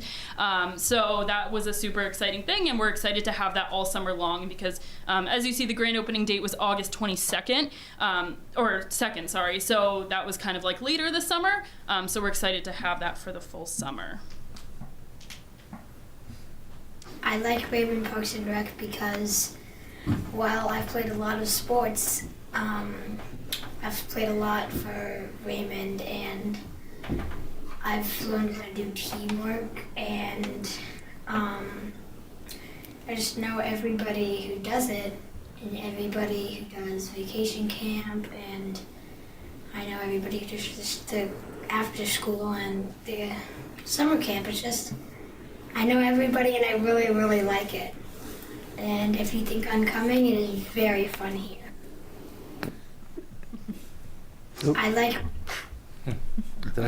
So just a little preface on that video. So you're going to see a couple throughout this slideshow. I just want to get some perspective of the people on the ground doing our programs, just to kind of show that you guys the impact that it has on the people in the community. Obviously, little kids interviewing is a lot different than adults, but we kind of wanted to get a mix and show you how they feel about our programs. So training and education, in FY25, we were able to get 2 of our counselors, which Riley is now full-time with us. We were able to get them lifeguard certified, which was huge because it makes us feel a lot more comfortable at summer camp when we have kiddos in the water. We now have 2 certified lifeguards, which is a big deal. I am working on my CYSA and CPRP certification. So CYSA is a certified youth sports administrator. So learning about things from how to coach kids, but also how to make sure that our coaches are suitable for coaching, giving them proper resources. So that's a certification I'm working on, as well as a certified Parks and Rec professional. And then Jill and I have gone to the Northern New England Parks and Recreation Conference, and then next week we're headed to the Maine Parks and Rec Conference, just making a lot of connections. I'm actually presenting at the Maine Parks and Rec Conference, so getting involved, going to sessions, learning new things, making those connections. So that's a lot of the things that we've been working on with our training, travel and training. So now I'm going to talk about one big day that we had this year. So the UCAN 5K existed prior in Raymond, kind of faded out. It was actually in memory of my neighbor who passed away from cancer, and I was not involved with it before. And when I came into Parks and Rec, I said, I want to bring this back. So we brought it back, and it was great. We had 67 adults and 26 children in our first year. And we really started advertising that in the summer because we just kind of put it all together. It was great. We had people lined up and down the side of the roads. And then we went to Tasseltop after. Sebago Lake Boat Rentals donated a water trampoline. So we had the kids out on the lake. It was freezing cold, but they still swam all day. And we just had some tie-dyeing. We had some little things going on. And we're actually looking to expand this into a whole weekend. I'm not going to spill the exciting news yet, but it is going to be a big event this year. So the Sebago Lake Boat Rentals ice rink, this was, the liner was donated by Sebago Lake Boat Rentals, and that's why it's named after Sebago Lake Boat Rentals. So this hasn't been done since 2021. We've had the materials, but just not the staff, and this year we did, so we brought it back. Every time we drive by, pretty much, there's people out there skating. We get many phone calls when there's caution tape around it because people love it so much. We actually had a big celebration, so we did Raymond Skate and Celebrate. We had food trucks, we had Touch a Truck, we had all sorts of stuff going on there, and we had over 100 people come to that event. So we just want to also thank Public Works and Fire Department because this has been a great show of teamwork working together as departments to make something happen. So Fire Department's been helping us resurface. Public Works has been snow blowing the rink when it snows. So it's been some great teamwork between all the departments for that. So just in FY 2026, which is not over, we've added 21 new programs and events. So that just kind of shows that once we added one staff member this year, what that can evolve to, because now I'm able to focus on some of the higher level stuff while also helping with that, but it just allows us to do so much more. So a few of the things, we've added adult and youth tennis. Now that we have the courts, we have adult kickball, which is a great time if anyone's interested. We have added Challenger soccer camps, the UCAN, the Skate and Celebrate, Pumpkins in the Park, Wreck and Roll Day, Together on the Trail, which is through Age Friendly Raymond, where they kind of do hikes or snowshoeing. Camp Raymond on Vacation, supporting families who work during February and April break, allowing them, their kids to come hang out with us for the vacation. Adult prom, age-friendly presentations, flower arranging class, Raymond Rec Night out at Hearts of Pine, and a gather and give event where we pack Thanksgiving meals for people in the community. I wanted to talk about the positive influence of Raymond Rec on my individual and family's life. All of my kids participated in Raymond Rec sports programs, Raymond day camps, after school programs, kind of name it, we've been part of it. And I've also participated in a lot of adult activities, whether it's adult nights, basketball, or any other sports, kickball, etc. I think it's been really essential for us as our family, whether it's child care in the summer, child care for camp programs during the week, during vacation week. Both my wife and I work, and those things are really essential for our lives. Finding that inexpensive community child care, they've been amazing with that, and not to mention the sports, getting the kids out there, getting the experience of seeing the friends, but then also as a adult and parent aspect. Myself and a lot of the coaches are all really close friends. We all do sports together. We do activities outside of Raymond Rec, and none of that really would have been possible without the connections that we made with our kids or ourselves involved with the rec programs. So So, I mean, it's extremely important aspect of our lives in Raymond to have this community involved. And we wouldn't be able to do that without Raymond Rec. So we just kind of wanted to show some numbers from over the years. So this is our programs offered. So in FY 2022, we had 9 programs offered. This is programs and events together. FY 23 was 21. FY 24 was 23.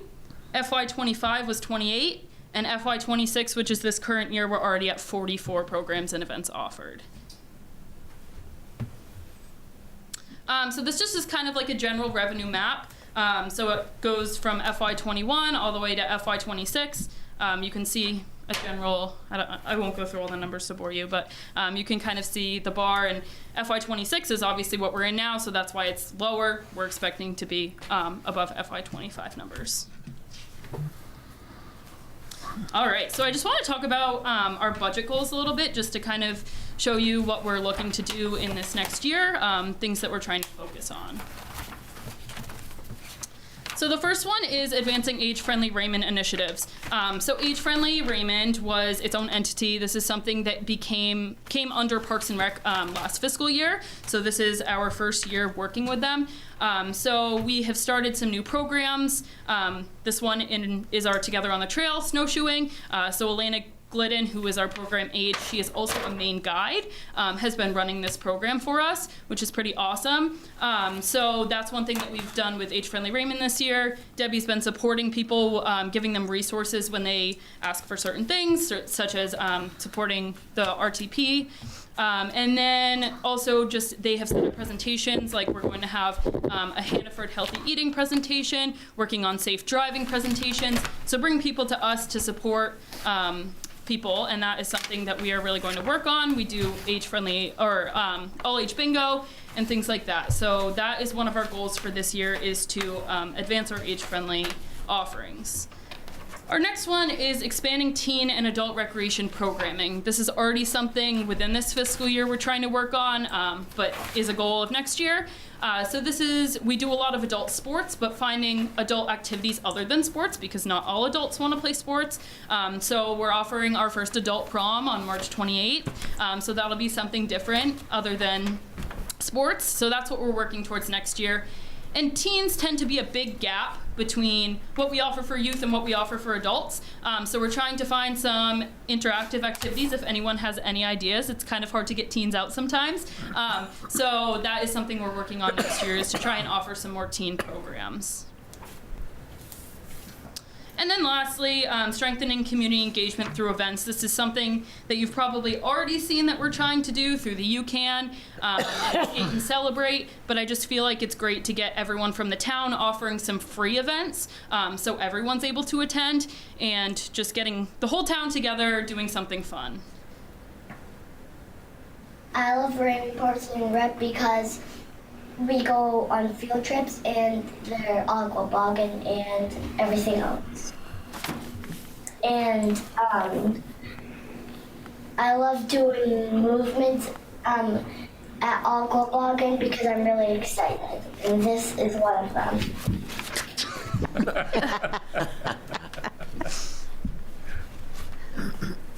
All right, so this is something that gets super confusing from year to year, so I kind of put together a little comparison to explain our fund structure. So our general fund, I'm gonna explain as our house, right? So we have this house, this is our core operations, our full-time staff is paid out of the general fund, and this is taxpayer money. I wanna make it clear that the general fund is the only account that is taxpayer money. Okay, so the next two I'm gonna explain are not taxpayer money. So say at my house, I want to host a cooking class. So people are gonna come into this house and they're gonna pay me for this cooking class. So the money from this cooking class is gonna go to pay me because I'm running the class. It's going to pay for all the food that we need for the cooking class. And any profit from the cooking class is gonna go to buy the materials or pay the staff for the next cooking class. So all of that money that we're making from the cooking class is going back into that cooking class. So this is our special revenue. So when we have our soccer program, we pay people pay to play our soccer program.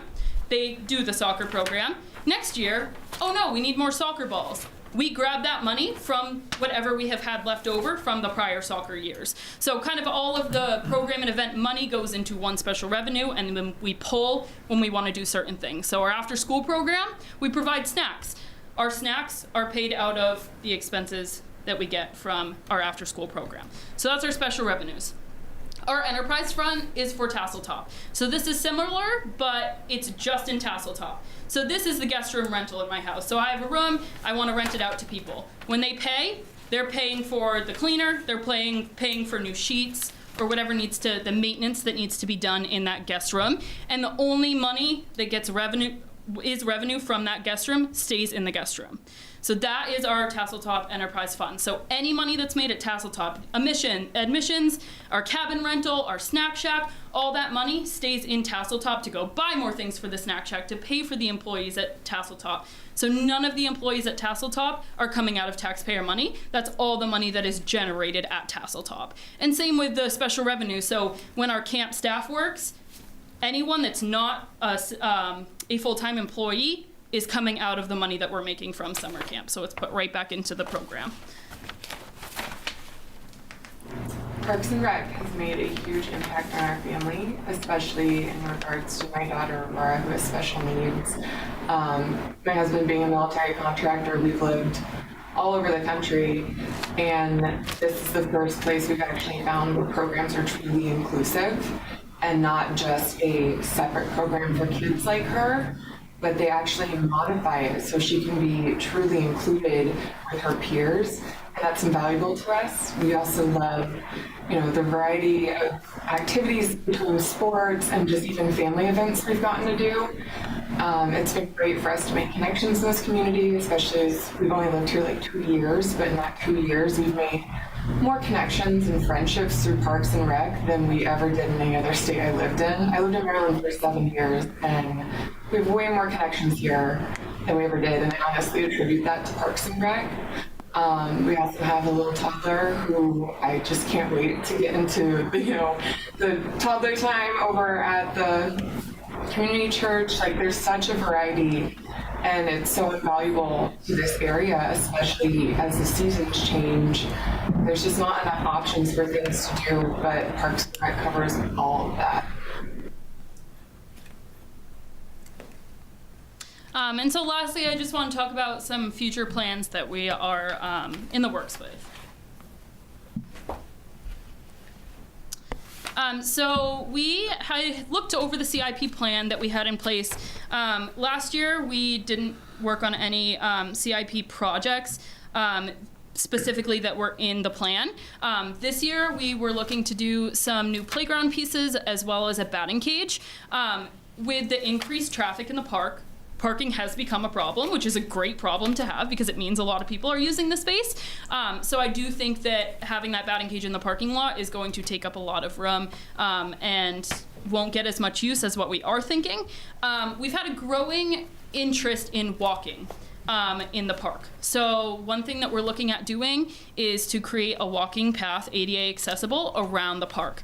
This is something that just kind of came up that we're really looking into, but that is something that we're hoping to put together, an ADA accessible path that while their kids are on the playground or playing baseball, it gives them a place to go and walk around the park. That is the presentation. Is that the Gagnon Park? Yep, Sherry Gagnon Memorial Park. Okay. I will pull up the general government budget first, Riley, and then see if anyone has any questions or you want to highlight anything. But I think you covered pretty much everything.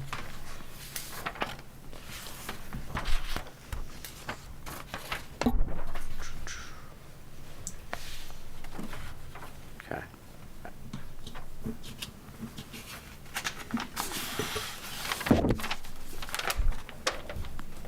So as you can probably see, I wanted to tell more of our story than our numbers. But overall, our general fund account has gone down overall. So there's a couple line items that just went up a little bit, such as contracts, just because the cost sometimes does rise. The contracts consist of like our porta potties at all the parks, our tick spray that we do at the parks. So this is stuff that benefits people who aren't paying for our programs. So maybe someone's never done our program, but they go and visit our park. So that's why we put those type of contracts towards that. And then just supplies went up a little bit, but we overall went down in the general fund, which you'll see, again, those three accounts that I talked about with the special revenues and the enterprise fund, those both went up. So Glenn and I have talked about this, but kind of like the more money we make, the more money we're going to spend. So this is just kind of an estimate of what we're looking at.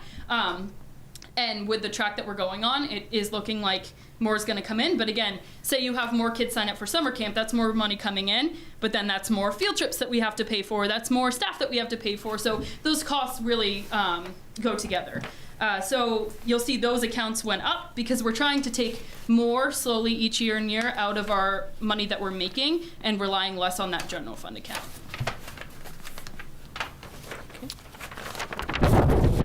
What was snowmobiles before? Was that the donation to Raymond Rattlers? Did that come out of this? Yeah.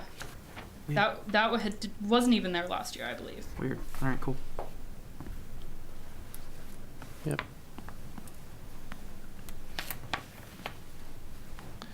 And any questions on specific lines or budgets?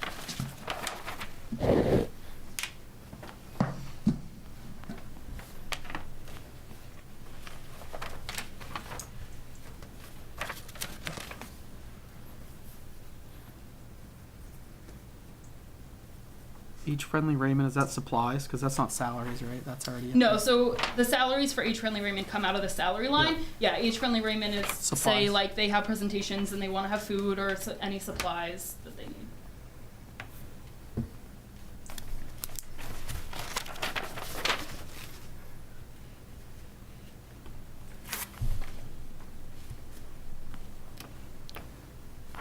So your projects and maintenance went down 5,000? Yeah, that's, again, something that sometimes we feel comfortable taking that out of our special revenues, doing those projects based on the money that we're making. We still do have a pretty significant amount. I know Nathan presented for a partial maintenance person working on the park, so that's why we still have a significant amount of money in there, especially with that new person, if they were to come on, giving them money to be able to do maintenance in the parks. Probably have that new building makes a big difference too, right? Not having the expense repairs for that and whatnot. For the tassel top one? Right. Yeah, but the tassel top would just come out of our tassel top account. That wouldn't come out of general fund.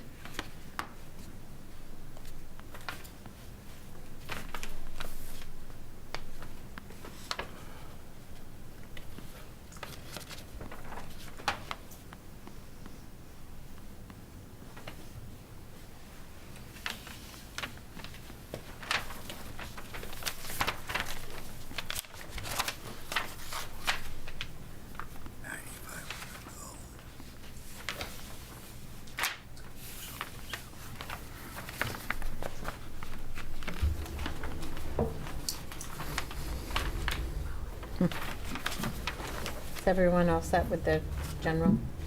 Ready to move on to the, what about the special? Are you gonna present about the special account? Yeah, I just kind of, I mean, he could put the numbers up if you want, but like I had said, it was just, it's really dependent on the money that we're making, right? So if we have, for example, before I did, I handed in this budget, we opened up our summer camp registrations. We filled on only summer camp returners. So that means nobody in our after-school program, nobody new could sign up for our summer camp program. So we kind of toured our facility. We realized, hey, we're going to break down all the bunk beds upstairs and we're going to use that space and we're going to add 20 kids on. So based on this, like our revenues are going to go up already in summer camp, which means our expenses are going to go up. So the special and the enterprise are really just estimates on what we're going to make, but that really fluctuates, right? If we're not making much in tassel top admission, say it's a really rainy summer, we're not going to spend as much in paying for snacks because the snack shack won't be used as much.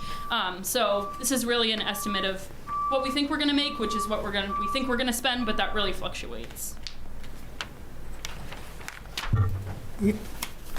Yep. In theory, when I go to the special account, Yep. the revenues and the request expenses should be zero, come out with a zero balance, correct? Isn't that supposed to be a self-sustaining account? You said the salaries and everything else came out of it. So the salaries that come out of our special account is for like our summer camp staff and our after-school staff. But what I'm looking at is, at least in theory, if your request was 239,000, I understand you don't know exactly how much you're gonna take. Your projected revenues should be 239,000. If not, there's a $40,000 cost to the taxpayer. So none of these costs touch the taxpayer. So anything in special revenues will not touch the taxpayer. So when we pick the program fee prices, we budget that. So we budget for each program specifically. So we'll be like, okay, we know that we need this many staff, we know that we need this many field trips, and if we're seeing that there's less registrations, then we'll buy less of those things. So it will never go, anything in that special revenue account will never go and touch the taxpayer money. The only thing that's touching the taxpayer money is the salaries of the full-time employees. It will never be the summer camp staff unless my summer camp staff that's working there is the full-time employees, which does happen. But anything that's in that general fund will not go over to the Okay, and that, all right, and that holds true on the enterprise account for. Correct. More, yeah. For Tasseltop's supposed to actually make a little money, right? Yeah, and like same with special revenues, there are, like we give ourselves a buffer so that next year, hey, we ran out of paint, we need to go, like we do have a buffer so that we're able to do those things and not touch the general fund account. So that's why we put a little more on our costs, just to give ourselves that buffer so that when those things happen, we don't have to touch the taxpayer money.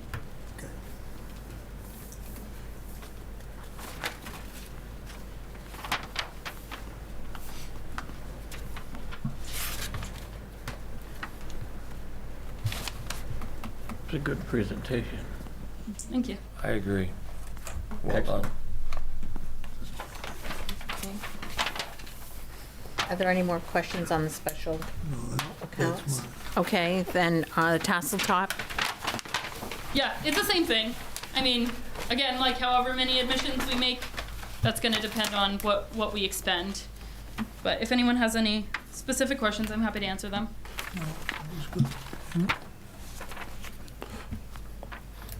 Did you have a question? No, sorry. thank you. Yeah.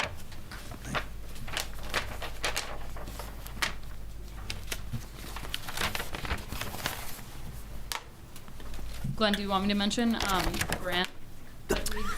Yeah, so I have a meeting tomorrow, so I'll actually know what the awards are probably after tomorrow at the County Municipal Oversight Committee meeting. But if you would watch the previous select board meeting, if you weren't at it, Riley put in a grant for rec scholarships, which she can talk about as well. Yeah, so I've kind of like backlogged on some meetings, and I noticed one thing that people were talking about, one that we probably won't really apply to, but one we will. One thing that people have talked about was discounting like a second or third child at summer camp, but another thing is scholarships. So obviously there are some people in the community that may not be able to afford our childcare programs, which I feel like is probably the most important programs.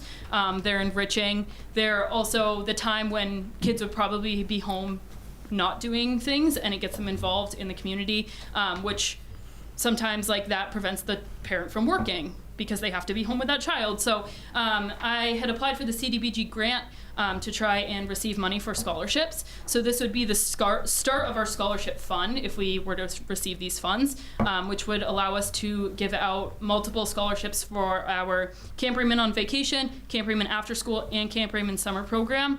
It would allow us to give out scholarships for all of those. And then for our UCAN 5K, which we give back some of the money to, we did Loon Echo last year, Raymond Schools PTO, we would create a Raymond Scholarship Fund. So we would ask for these funds to start the fund, but then we would ask for donations to that fund in the future.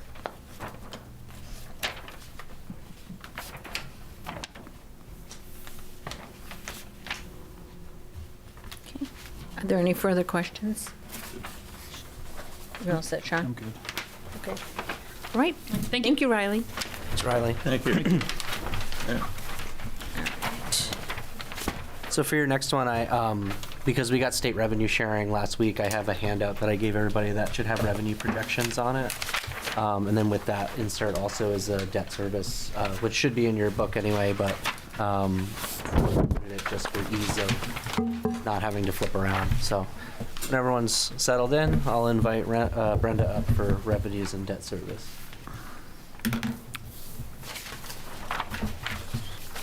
This one.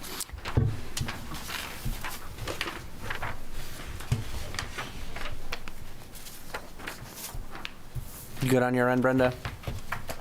I'm still flipping through the pages. Which one's revenue?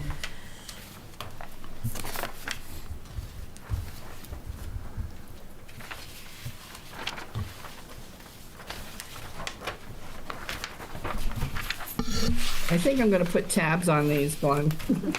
Yeah, next year I want to do tabs so it's easier to navigate the.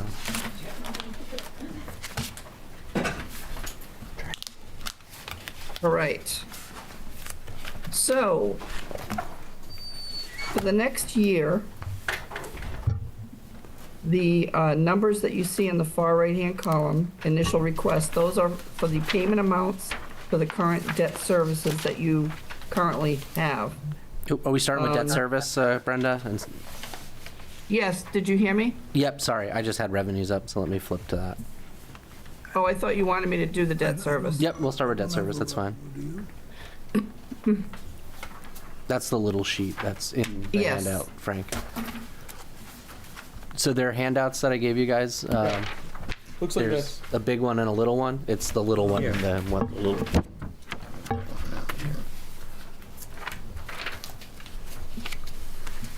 Go ahead, Brenda. Okay, so account 8050, lease purchase principal and lease purchase interest are for the rescue pumper. That debt service payment is $47,793 in the fiscal '27 year.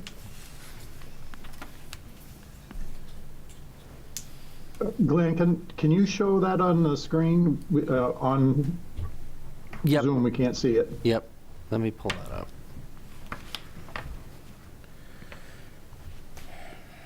Sorry, there we go, share.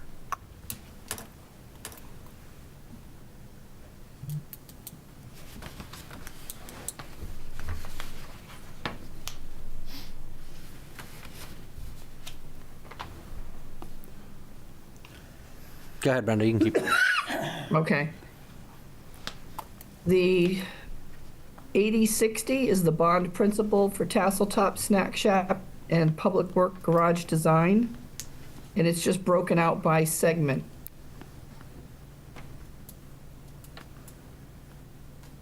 That payment is $246,100 next year for the principal, and the interest portion of that payment is $11,500. The broadband fiber ring, principal and interest payments, $221,998 and $31,978.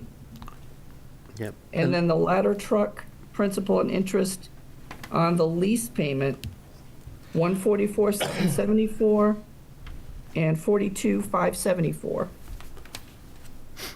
And then the only thing I'll add is when you look at those gross expenditures at the beginning of your book, you know, it shows the total debt service number. But last year's town warrant, you appropriated the debt service payment out of the TIF for the fiber ring. So as we go through the TIF spending plan and you adopt it and put it on the warrant, you may want to do that again, but that's how you made your debt payment this past year, was through out of the TIF. So that may or may not come from taxation, depending on the TIF plan that we adopt. But I just wanted to add that note. Right, because if you look at the total amount of the debt service, you'll notice it doesn't really match the total dollar amount of the project for the fiber ring. The remaining portion is the portion that's being, is coming out of the TIF.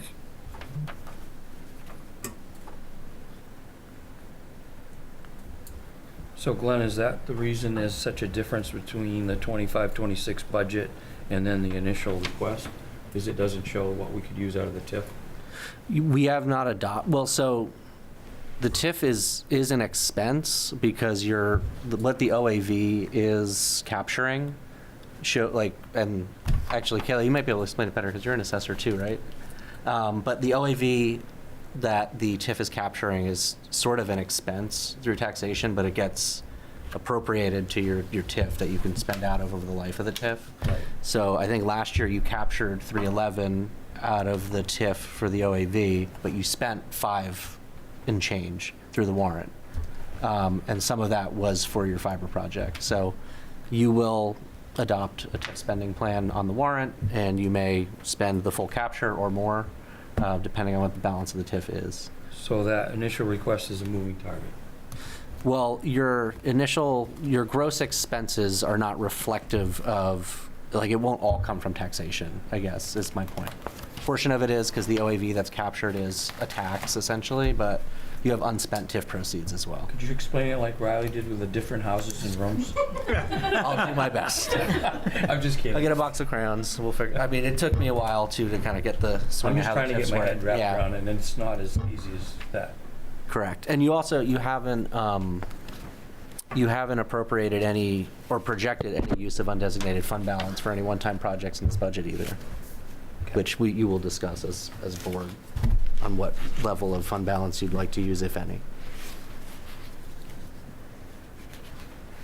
Why does our interest on the ladder truck seem outrageous to me?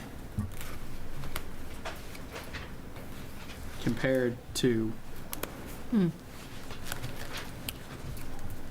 mean, you got a $250,000 tassel top project pulling in 16,000 in interest, and you got a $144,000 ladder truck with a $42,000 interest payment. Is that because that's the first year? The interest payment will go. I don't know. The other one was No, the other one was ladder truck- 23.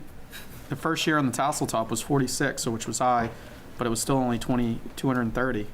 This is 100,000 less, and it's still the exact same interest payment. That seems high, but there's probably a reason for it. Are you talking about the 42,574? Yeah. Yeah. That's even. It's evenly distributed. So if you decide to pay off, let's say you decided as a town that you know what, we don't want to carry this ladder truck debt for year over year. We decided we don't want to do 10 years. We want to change that plan, and you want to pay it off early, you'll save the interest. It's no penalty. I think what Derek is asking is why is it so high compared to, Because it's even. I think she just said that because it's evened out. On a mortgage, you're paying the principal down, and you're going, so your interest is going. This one is the It's interest because is it's a lease, it's flat all not the a way bond. around. Yeah. so does that answer your question? Yeah. Because as the principal goes down, you pay on that. No, I know. Yeah. Right, I get it. That's why she said it was flat. Yeah. I think we got Because that's the difference between when you finance using the lease principal or a bond. It's a Yep. totally Right. different type of Makes sense. configuration.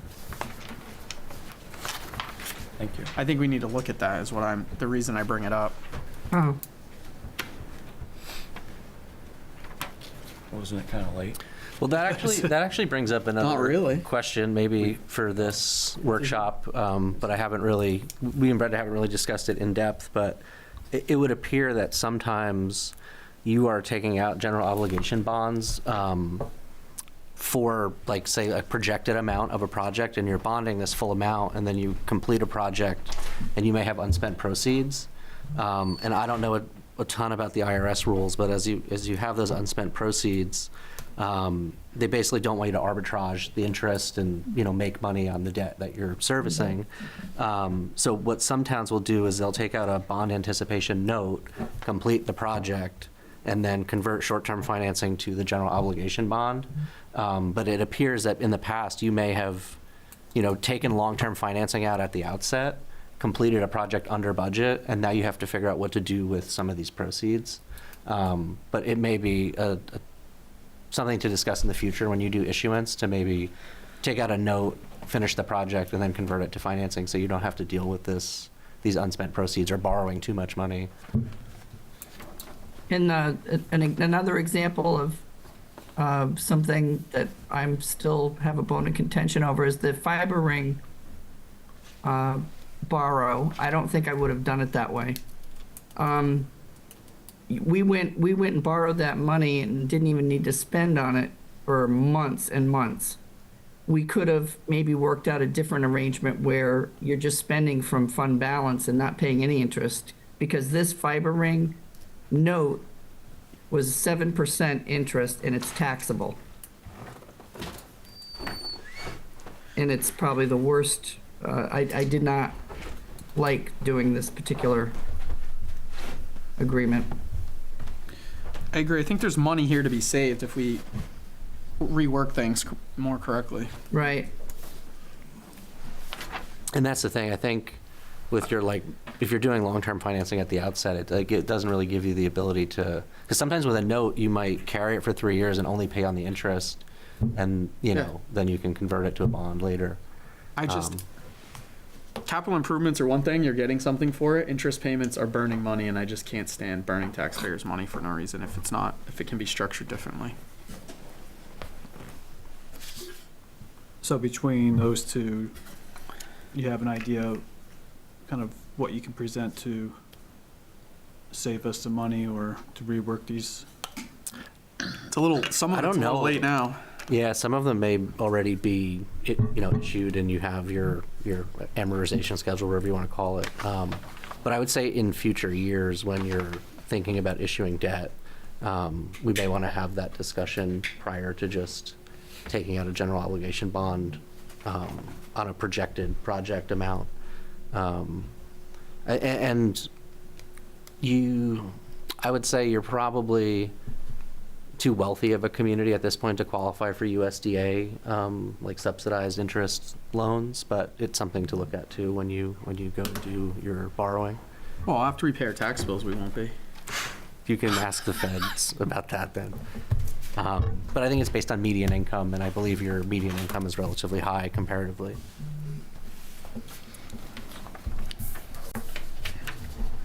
But in a nutshell, that's debt service for the coming year. If there's any other questions.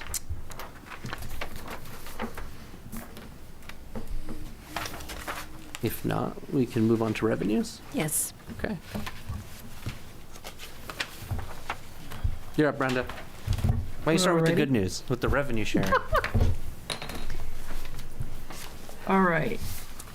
So the first, we'll start at the top. These are all anticipated figures based on prior years and where we're headed now with the reval. You're going to get the good news, the best news from Kurt, though, after he does your commitment. So I'm just giving you estimates.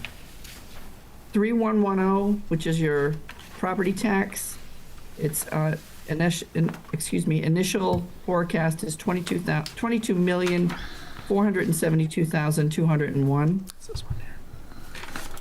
8%, that's 8% over last year. Auto excise tax, which is item number 3121. I've calculated an estimate of $1,317,600 with an overall increase of 8%. Boat excise, 3122. I have an estimate of, 32,636. 7% over last year. That number has stayed pretty steady year over year.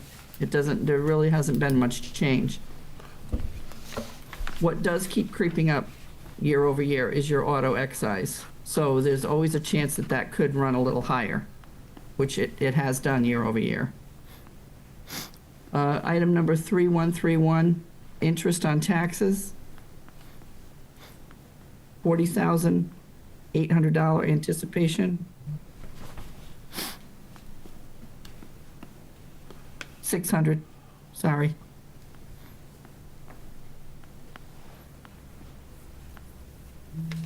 $3132 late charges. These are fees imposed upon people for tardiness. Estimate on that is $8,100, 1.3% increase over last year. 3133, payment in lieu of taxes. I have an estimate of $6,000,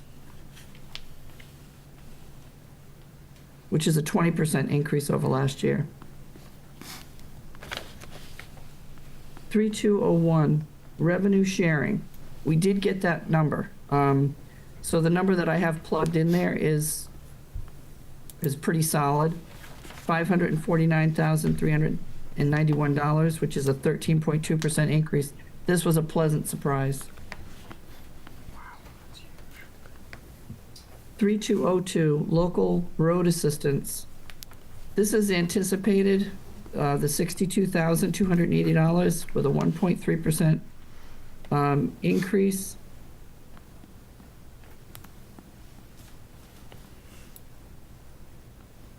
Tree growth, item number 3203, 5,000. That number's actually down, and it's being based upon this current year's receipts. Veterans exemptions. This is somewhat conservative. I ran it flat at 3,000, but I'm not sure if that may increase or, excuse me, decrease.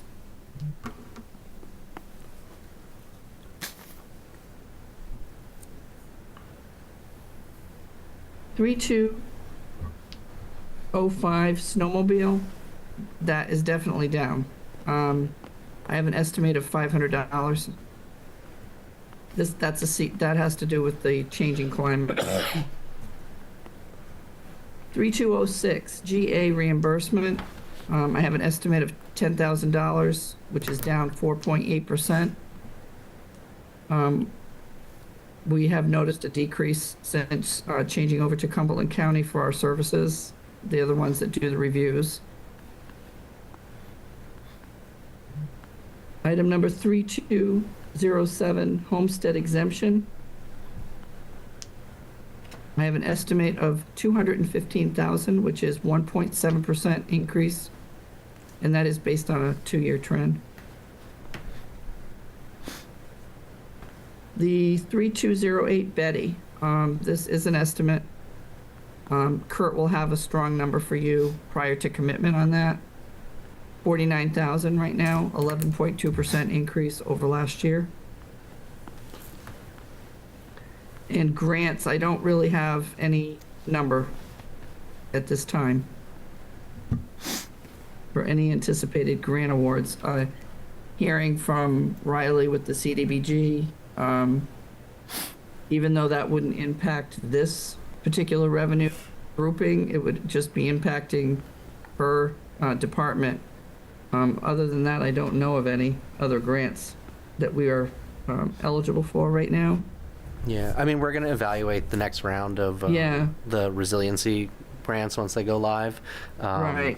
And then I think internally at the next department head meeting, Senator Collins just put out her appropriation requests. The deadline's the 18th, so if I can think of something to throw in that we've already got some like skin in the game on, they may consider doing the CDS request for the appropriations request. But usually that's just something we're already planning on doing, and if we get it, it's good news. But we'll see if we can put something together for the 18th. The workers' comp and extraordinary income, I don't have any sort of number for that. It doesn't look as though that has been something that you've looked forward to for quite some time. 3310 CEO fee, that is the code enforcement officer fee. I have an estimate of 200,000, which is pretty much running flat from last year. Municipal fees, which is item number 3311. I have an estimate of 28,000 on that, which I'm showing a bump of 12%. 3312, vital statistic fees. I have an estimate of 4,000, which I also ran flat from last year, and that's based upon current revenues. 3313, cable franchise fees. Unfortunately, I've seen that drop. Our revenue from that source was down this past year, so I estimated 34,000 for the upcoming year. You'll probably see those continue to I don't really understand that either. I need to look into that. I need to find out why. This is Kevin. That's probably going to drop to zero eventually because of the new fiber coming into Raymond. So we won't have any revenue at all. Yeah, so the federal government, I think it was like a 1995 law, the towns are entitled to a portion of subscriber fees under, I think it's like the FCC rules. So usually every 10 years or so, you'll enter into a negotiation with your cable provider in the area and negotiate a percentage of subscriber fees. In the 90s and early 2000s, that was probably a big part of your revenues. But as people go to streaming and, like Kevin said, as you have more people on the fiber, less people are going to be paying for cable TV. But I don't know when that agreement is up for expiration, but we'll look at it when it comes up and see what portion of the revenues we get. But usually they just tack that on as a fee to your cable bill. You'll probably see something that says franchise fee on your cable bill, and that's money that they're giving to us for your cable TV. If Parks and Rec could produce a local show, maybe we could keep those revenues. It'd probably be on a streaming platform, though, unfortunately. We have a great reality TV show. But The 3316 tickets. oh, that's your one parking ticket a year, I think. That you, then when Nate issues our parking tickets down at Tasseltop, and someone actually paid it. Those are up. 3461, public safety income. I have an estimate of 22,000, which is down 4.88%. What's the difference between those? What's the question, Derek? What's the difference between that and rescue and fire? Like, what is the revenue from that? If Bruce were here, I don't want to speak for Bruce, but I do know you probably have the income you're bringing in from the medical calls, which is one. But fire also has the ability to charge, like if there's a vehicle accident and they need to clean up the accident, or they go into an unsafe structure and they have to demo your house. There are certain things the fire department can do. So public safety income is likely when they're billing for like an accident versus your rescue fire. That may be what you're bringing in through Medicare reimbursements and insurance payments from transporting. It's just I weird. think that also it's when we do sharing, like if we end up being called out to help another town as well, we can bill for that. It's just weird. Their round numbers were back before they were down. Because when you get an ambulance call and you need an IV and you need an aspirin or you need some Dilaudid or whatever they're giving you in the deal, it's, I don't know. I guess he's not here, so I'm just wondering what those two numbers are and why they're exactly round. Yeah, I can follow up too and get you guys an answer. Because before they're down, you know what I mean? They're down to the dollar. It's just odd that they're. I think that's because for a few of the fiscal years, they're actuals, where then it switches to just budget. Oh, yeah. Gotcha. True, because we're still in 25-26, so you won't have year-to-date actuals until... Well, 24, yeah. 24, 25 should. Yeah. And they may have built the 25-26 budget on 24 actuals. Yep.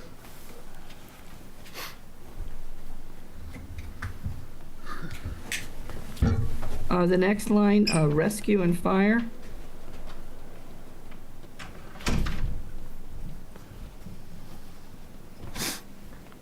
$265,000 estimate.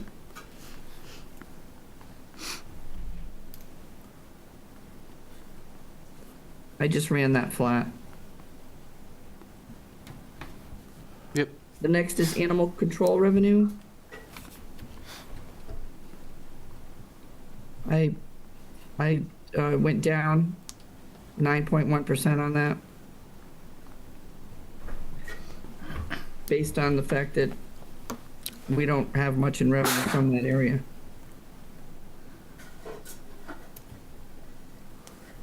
Public Works revenue.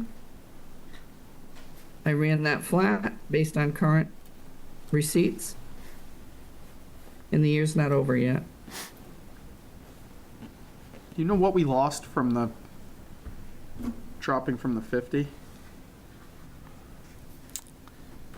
I don't know the history there. I can have Nate follow up. Yeah, and it's kind of weird because if you look historically, it really wasn't up that high, ever. I remember we got it. I want to say we got something. I know the mower was one. I thought the other one was like the box blade thing on the side to bring in.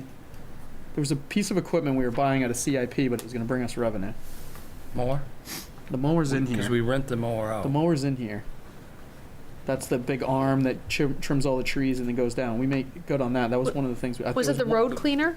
That's what I thought. The box. It was that, yeah, for doing the cleaning along the side, not along the road. I thought we were renting. Oh, was that it one, too. It was the sweeper? The sweeper? I think it was. Was it the sweeper? I thought it was like a bar. I thought it was something to bring the Ditch washouts. Yeah, the ditch scraper thing. I thought that's Ditch what it grade box, I think.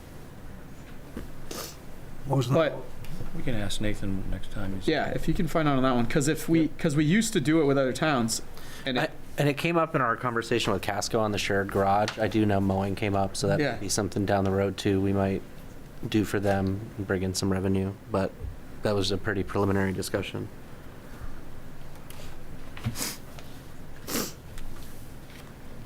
So the scrap return, recycling, and solid waste.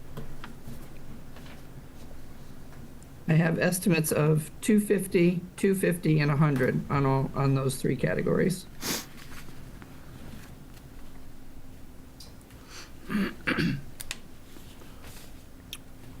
The only thing is, when it comes to those particular areas, I know he's changing over, like, there was discussion on his budget, there are new items. So this piece may change, even though I have these estimates. It could change in the coming year if he's changing some of his format on how he's collecting rubbish. I know he may do something with bins or something along those lines. I don't know how that will impact revenue side. Yeah, it's largely expense, unless there's some dumpster, private road stuff that. Yeah. Investments, it's up 12%. That's based on current estimate, the current interest received.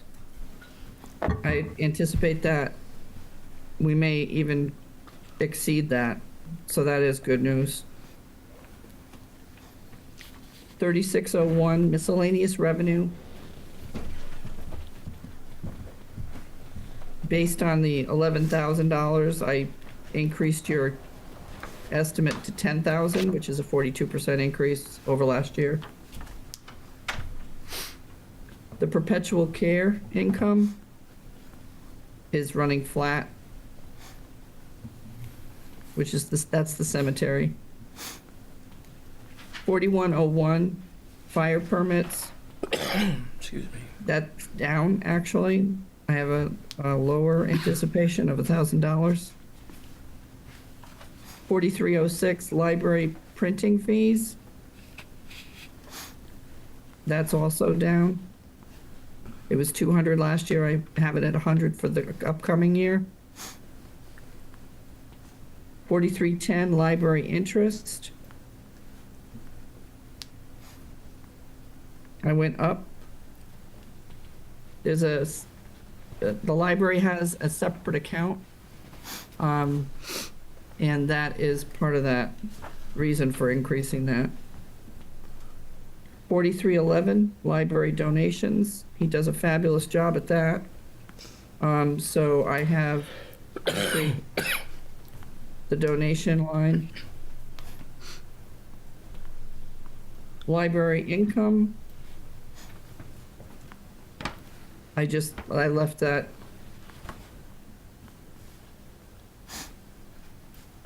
I'll be honest, I don't really know the delineation between donations and income.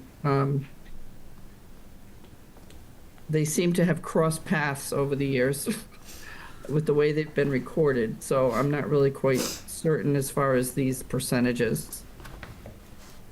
I think you could probably get away with one line instead of having two.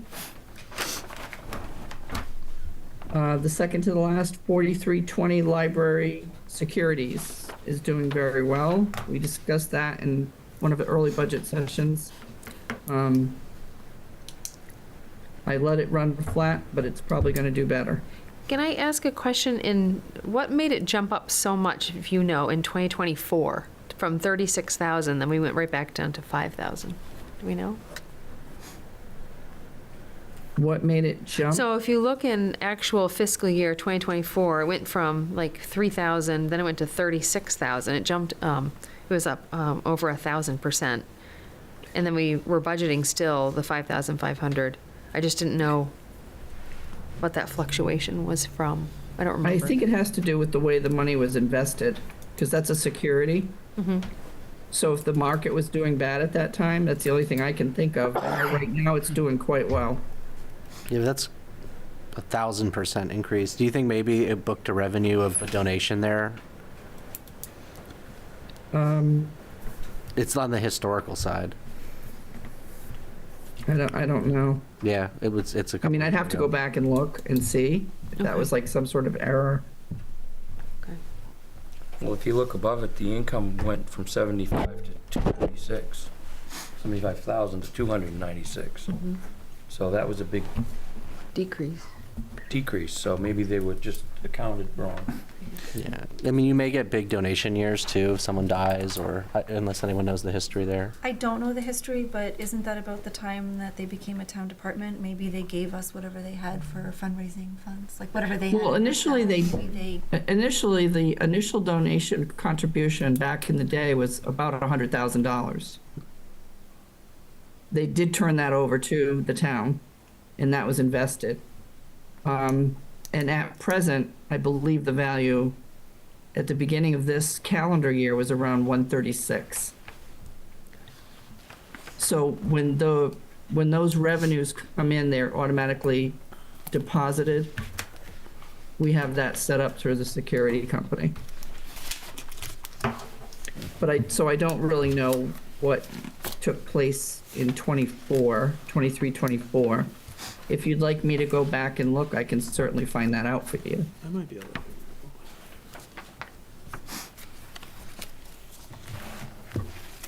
What year did they become a town department? I don't remember precisely. I blame that on my advanced age, but 2 years ago, I'm thinking. So fairly recently. I think it was around that time. it was fairly recent. Fairly I mean, recent. it's only been a couple years. Yeah. Okay. Max. Yeah.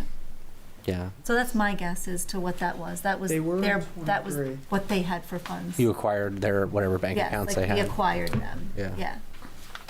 They were in 23, so I think it was like 21 or 22. Okay. Any other questions on revenues?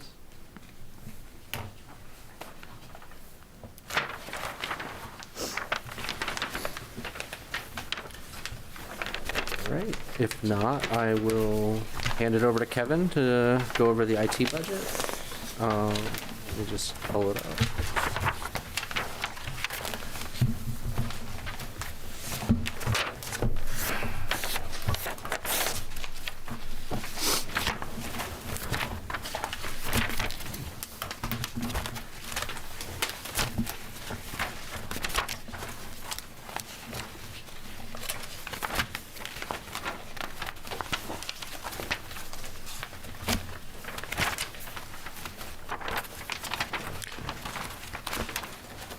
So you can see we've changed these categories quite a bit. We tried to make smaller categories to more represent what we're doing.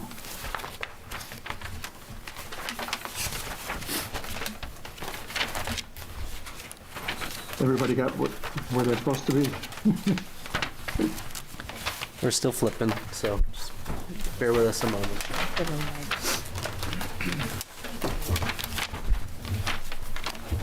Actually, can I share my screen? Yeah, let me make you a host. How come you get to do that? When I do it, it doesn't let me.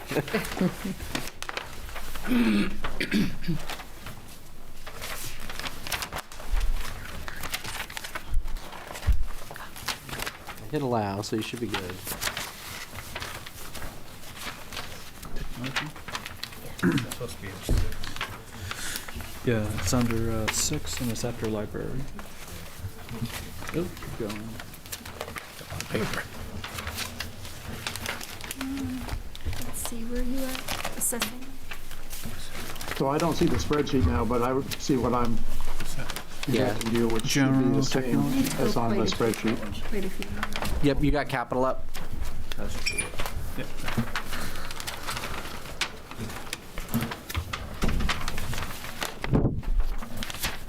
So our operational budget went up a little bit this year, and I've highlighted in red what you see being displayed in those areas where the additional money was put in.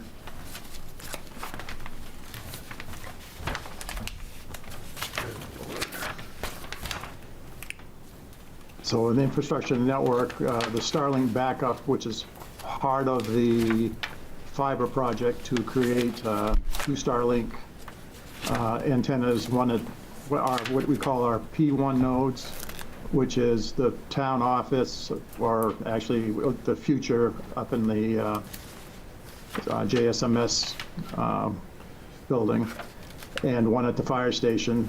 So if we were to lose our link or our feed from Sebago Fiber, we would have still Starlink backup, which would keep communications between those 2 buildings and the rest of the network and out to the internet. So that's an ongoing cost to keep that Starlink backup in place. What line is that? That's under 9051. Yeah, 9051. Okay.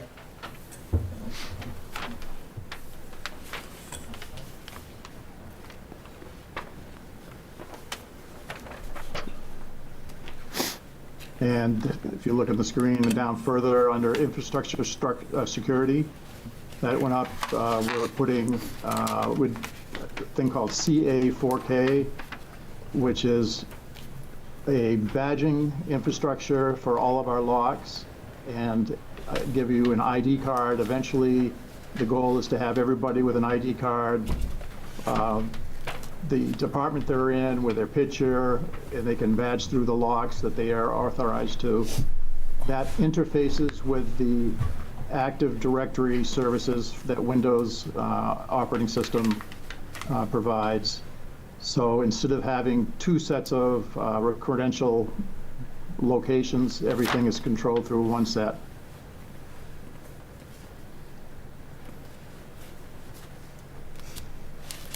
And down in the department computing, which we continue to gather more things into department computing, but the content first document management system has been placed there.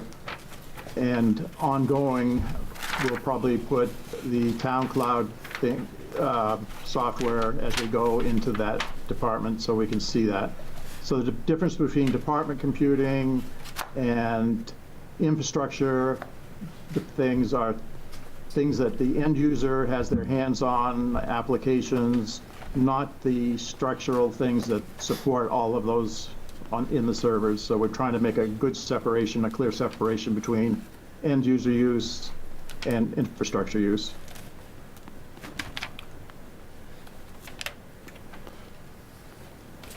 And then the last one's the broadcasting systems, where we stay even on that.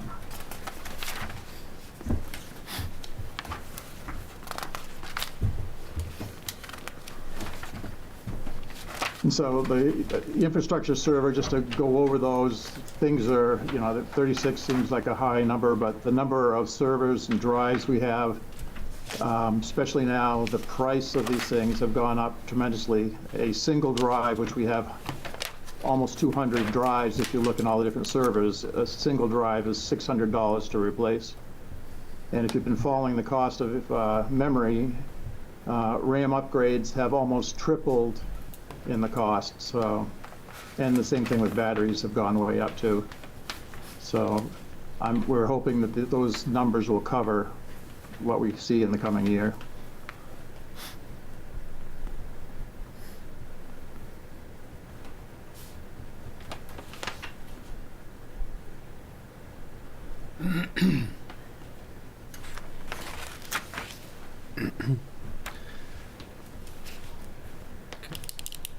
Well, if anybody's interested, I'm going to show you, before I go to the CIP, is the projects we're working on.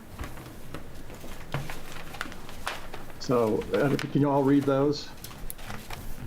And the reason I put FOA request on the top, in the past year, we have had over 20 requests, which involved thousands of emails being sent out to different people for these requests.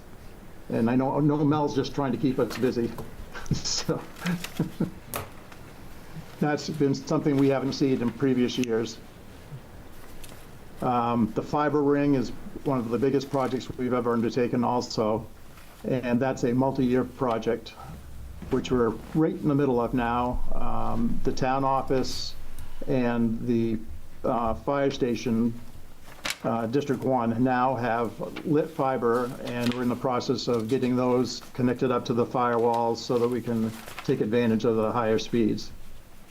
But I bring this up because there's going to be an overlap between Spectrum and Sebago Fiber as we get these things put into place. When this the CA4K, which I explained, we have a big project at the RPS, which if you look down is the Raymond Public Safety District 1. We're putting cable trays in the ceilings in order to facilitate running cables. And we have a bunch of wireless access points and cameras going in the bays. And so those things are the cable trays help facilitate running all those cables. We're pretty deep involvement in starting in the community center planning for the town office, because everything that's done there requires some sort of electronic interfacing, and we need to be able to plan that and get it in place before the actual movement into that building takes place. Then we need to give a good estimate of what those costs will be, which should be coming sometime the end of next year. So we've got old sonic walls and old firewall from Netgate and old HP switches. So we have basically 40 or 50 different devices which are being replaced in the next year. And we're working on those right now. We have all of the electronic locks, which are the DL6100s, which don't have the proximity. So in order to use those with the new badging system, we have to replace those. And we're going to get all the new NFC card badges, which we have the printer, and we've printed some test badges now, and they all work with the locks. And we're waiting on all the pictures and information from the people and the designs for those cards, and we can print those cards up anytime now. We're replacing all of the virtual private networks to our remote locations with a product called WireGuard, which is better than the old system, and OpenVPN, which a lot of people that are working remote now are using. We're also replacing our backup system for PCs, not servers, but PCs, with a actually open source free backup system. So we're going to save a substantial amount of per instance license for that. We're converting all of the VMware virtual machines to Proxmox virtual machines. The company that owned VMware was bought out by Broadcom and raised their prices from, we were paying maybe $400 or $500 a year for certain things, and they're up to tens of thousands of dollars a year now. They're not interested in the low-end customers like us. They only want the corporate customers. So we decided that we'll go with something that's much more cost efficient. And that's happened over almost all the small locations across the world. When Broadcom bought out VMware, it made national news, and people just said, you know, we've got to get out of here, because you couldn't get any support from Broadcom, and it was a total disaster. So anyway, we're switching to something which is more open source and has a lot better support and is positioned for the middle, lower tier of computational requirements. So along with that, we're going to migrate off of our current VMware backups to Proxmox backups, which is also less expensive but meets the needs just as well. We've got still 1,000 meetings in the past, all the way back to 1996, that we're converting from CD to online format. We have already converted them from tape, VHS tape, to CDs, and now we have to finish the conversion.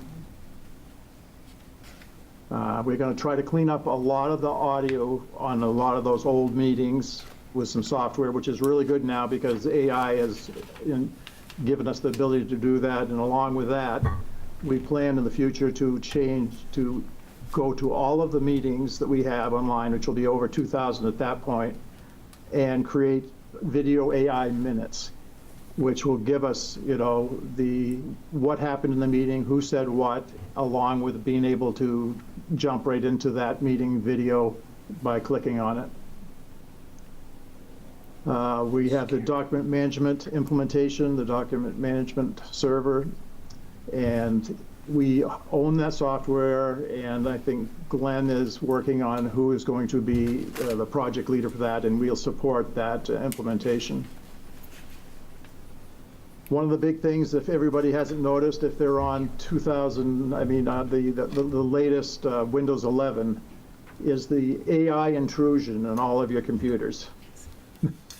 So we're in the process of turning off all the AI Microsoft intrusion, because we have seen huge spikes in CPU usage and the ability of people to actually get their job done when the thing sits there and prompts you to, every sentence you do, how to finish it. So we'll wait till AI gets a little better before we want to allow that into our municipal environment. Now, I'm not against AI, because I use AI myself personally to get a lot of work done, but I use it in not having it help me. I tell it what I need, and then it comes back with the answer, versus trying to tell me what I need. And all of our upgrades to Windows servers to 2022 needs to take place, which is quite a few virtual machines that need to be upgraded. So that's an ongoing project for the next 2 years. Anybody got any questions on the current projects we're working on, in addition to the day-to-day support? Glenn, do we have that list in our books? It's in the reference material in the back. Okay. There's like a supporting documents section. It's all back there, yeah. Great, thank you. So I'm not sure on the CIP whether you have the full 10 years. We submitted a 10-year structure. Yep, it's all in the back there. Okay. If you go to capital, tab 7.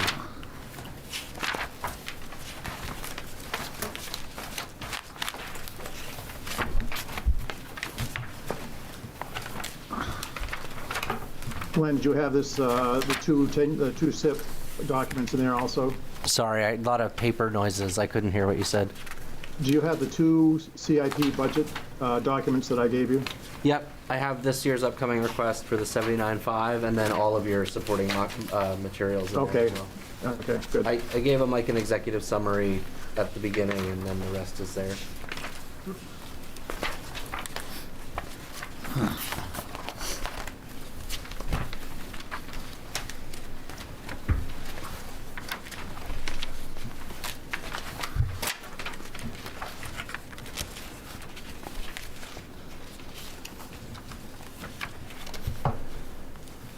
probably we went low on the progressive 3% annual cost increase for inflation and technology advancement.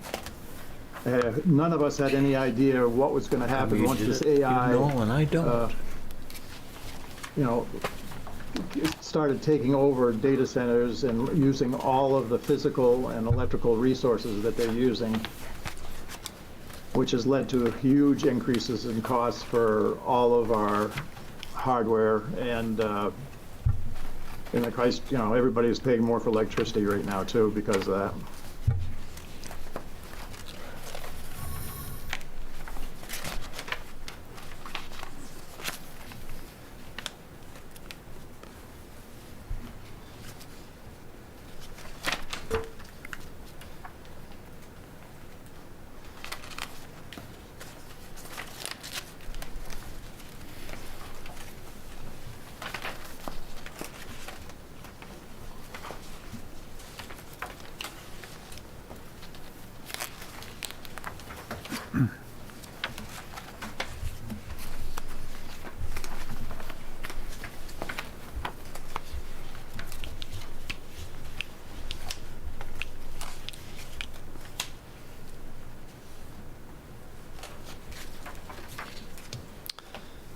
Any questions for Kevin?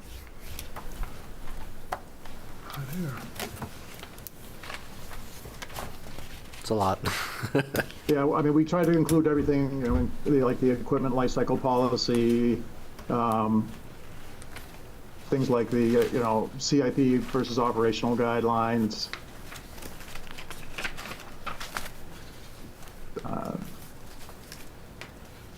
I know it's overload, but we tried to be as thorough as we possibly could.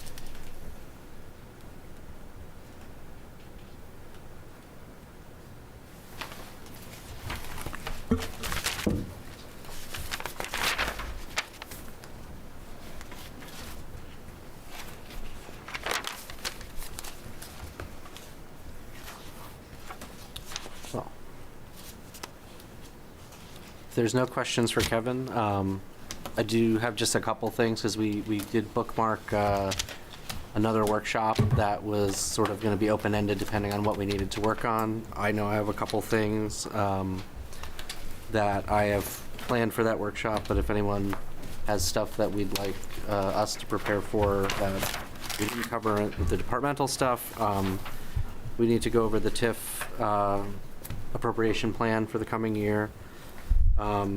Don Libby and Chris Howell are tentatively scheduled for the next workshop to give overviews of their budget and the request for the town from RTP. Are there any other outside agencies that didn't come on Tuesday that you'd like me to invite, or is there anybody that we sort of didn't hear from that you want to hear from? I think I forwarded along that last minute request from the Bridgeton Chamber. I have not included it in this budget. If there's any appetite for it, I can. I don't think there is. I know one reached out to me that somehow messed up scheduling, I believe, and they... Was it the One Light or something? I can't remember the name.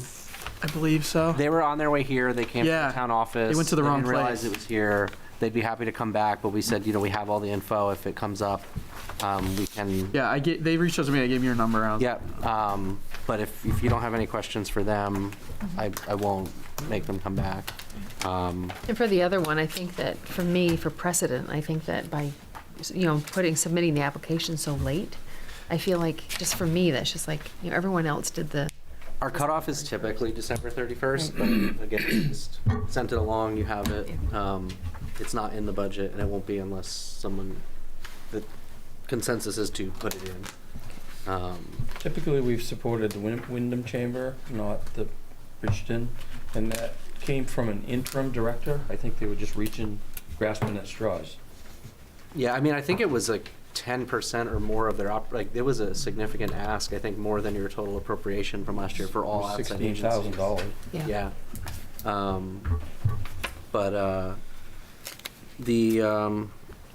The vice chair and I will be touching base this week to finalize the 10th and kind of get the agenda squared away.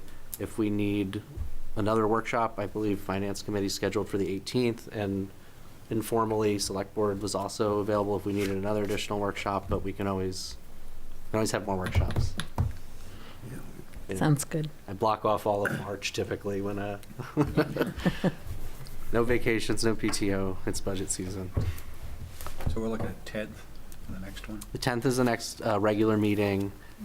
There is a workshop portion scheduled. Right now I'll have Tiff, RTP, and Chris from the RSU. But if we need more, we have your next meeting as well. And then I think draft review of warrant articles will be the 24th.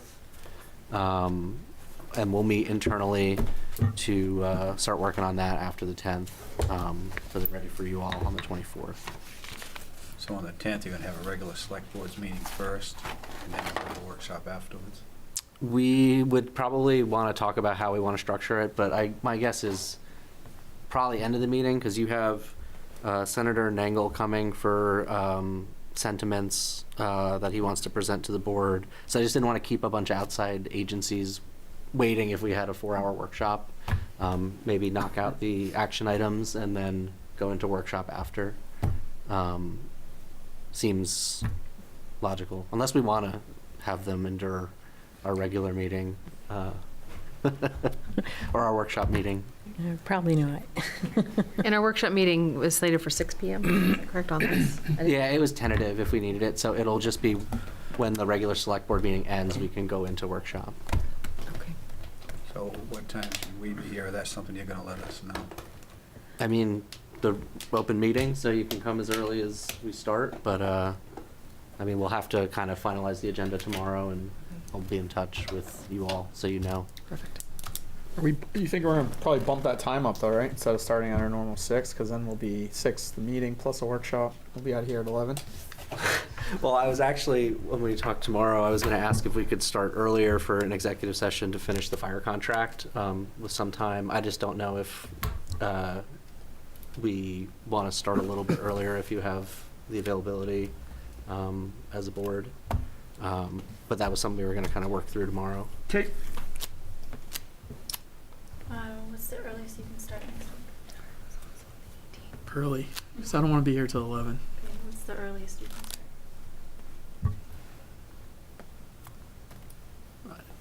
I can go as early as you need Chris? on Tuesday. Same with me, I'm available anytime. What are you thinking? I'll discuss it Okay. tomorrow. I just wanted to see what you guys Yeah, I'm available. What? For next week, can you do? Yeah. I mean, I'm not talking like noon, but. Of course. Like, okay, anytime? Okay. Yeah. All right. Well, anytime. About nap. Yeah. And if we have extra time, if we start early, we could do a second executive session on the repurchase agreement that I think is ready for draft review if that was sort of tasked, and it'll be ready for discussion. Yeah. Do we have animal control on any of those workshop? No, it's in your, it's not changing, it's contractual with Casco. It's an interlocal, there's no change to the contract. I know Casco's paying 2/3 of it, we're paying 1/3. It's just, in the past, it's been a pretty point of conversation. We can put ACO on the workshop agenda if you'd like, and we can talk a little bit more about it. I know I've reached out to neighbors about other shared service options as far as cost and service goes. Wyndham was not interested when I reached out. I reached out to the county sheriff. They're exploring it, but they're not going that direction yet. Yeah. But it's possible it could be a future service offered through the county. And I know Naples pulled out, but because of our interlocal, there's no changes to our contribution. that's Just- coming. Yeah, contribution I see it's the same, but just curious, because like, they use our vehicle, and then how does, if we're leasing vehicles, and how does that kind of, Just goes into our regular fleet budget. It would just, however you're managing the fleet now, it probably came out as a capital purchase at some point in the past. But that would be something to look at if, I guess if we want to reopen that discussion, they may say, well, do you want to kick in Naples as half of their third as well? But right now, they're not doing that to us, so if we potentially soak up a $300 or $400 lease payment, it might be not worth opening up, covering Naples portion as well. Because right now, we're only covering 1/3 of it.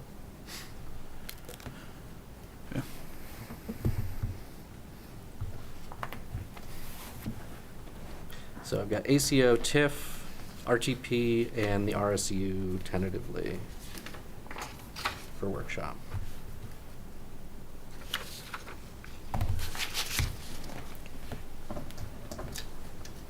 Anything else? Can we get before the next meeting, get the newest copy from the fire department spreadsheet? Yep, yeah, you'll have a revised budget. We were debating on, do we do revisions after the first workshop, or do we wait till we finish workshops, do revised budget, so you'll have second requests. So we'll do those updates and get you some new sheets for next week. Well, evidently you've got one that's more current than the one we've got in our books now. Yeah, so department requests were due December 31st, and then we work off those sheets. So you're kind of working from, we started this process back in December, so it's Okay. living, breathing document. Because that was the one where there were a bunch of numbers. Yep, we have those notes. Different. Okay, everyone ready to, just real quick, we should ask when the fire department was here, but I think, was the Historical Society one of them? Yeah, so that funding request that you guys are going to consider, Fire's going to give us a summary memo to give to the boards so they can kind of give an overview of what was going on with the ordinance and the changes that they need to make under the ordinance. You should have that by next week. Okay, thank you. right, ready to adjourn? Yeah. Okay. A motion to adjourn. We don't have to have a motion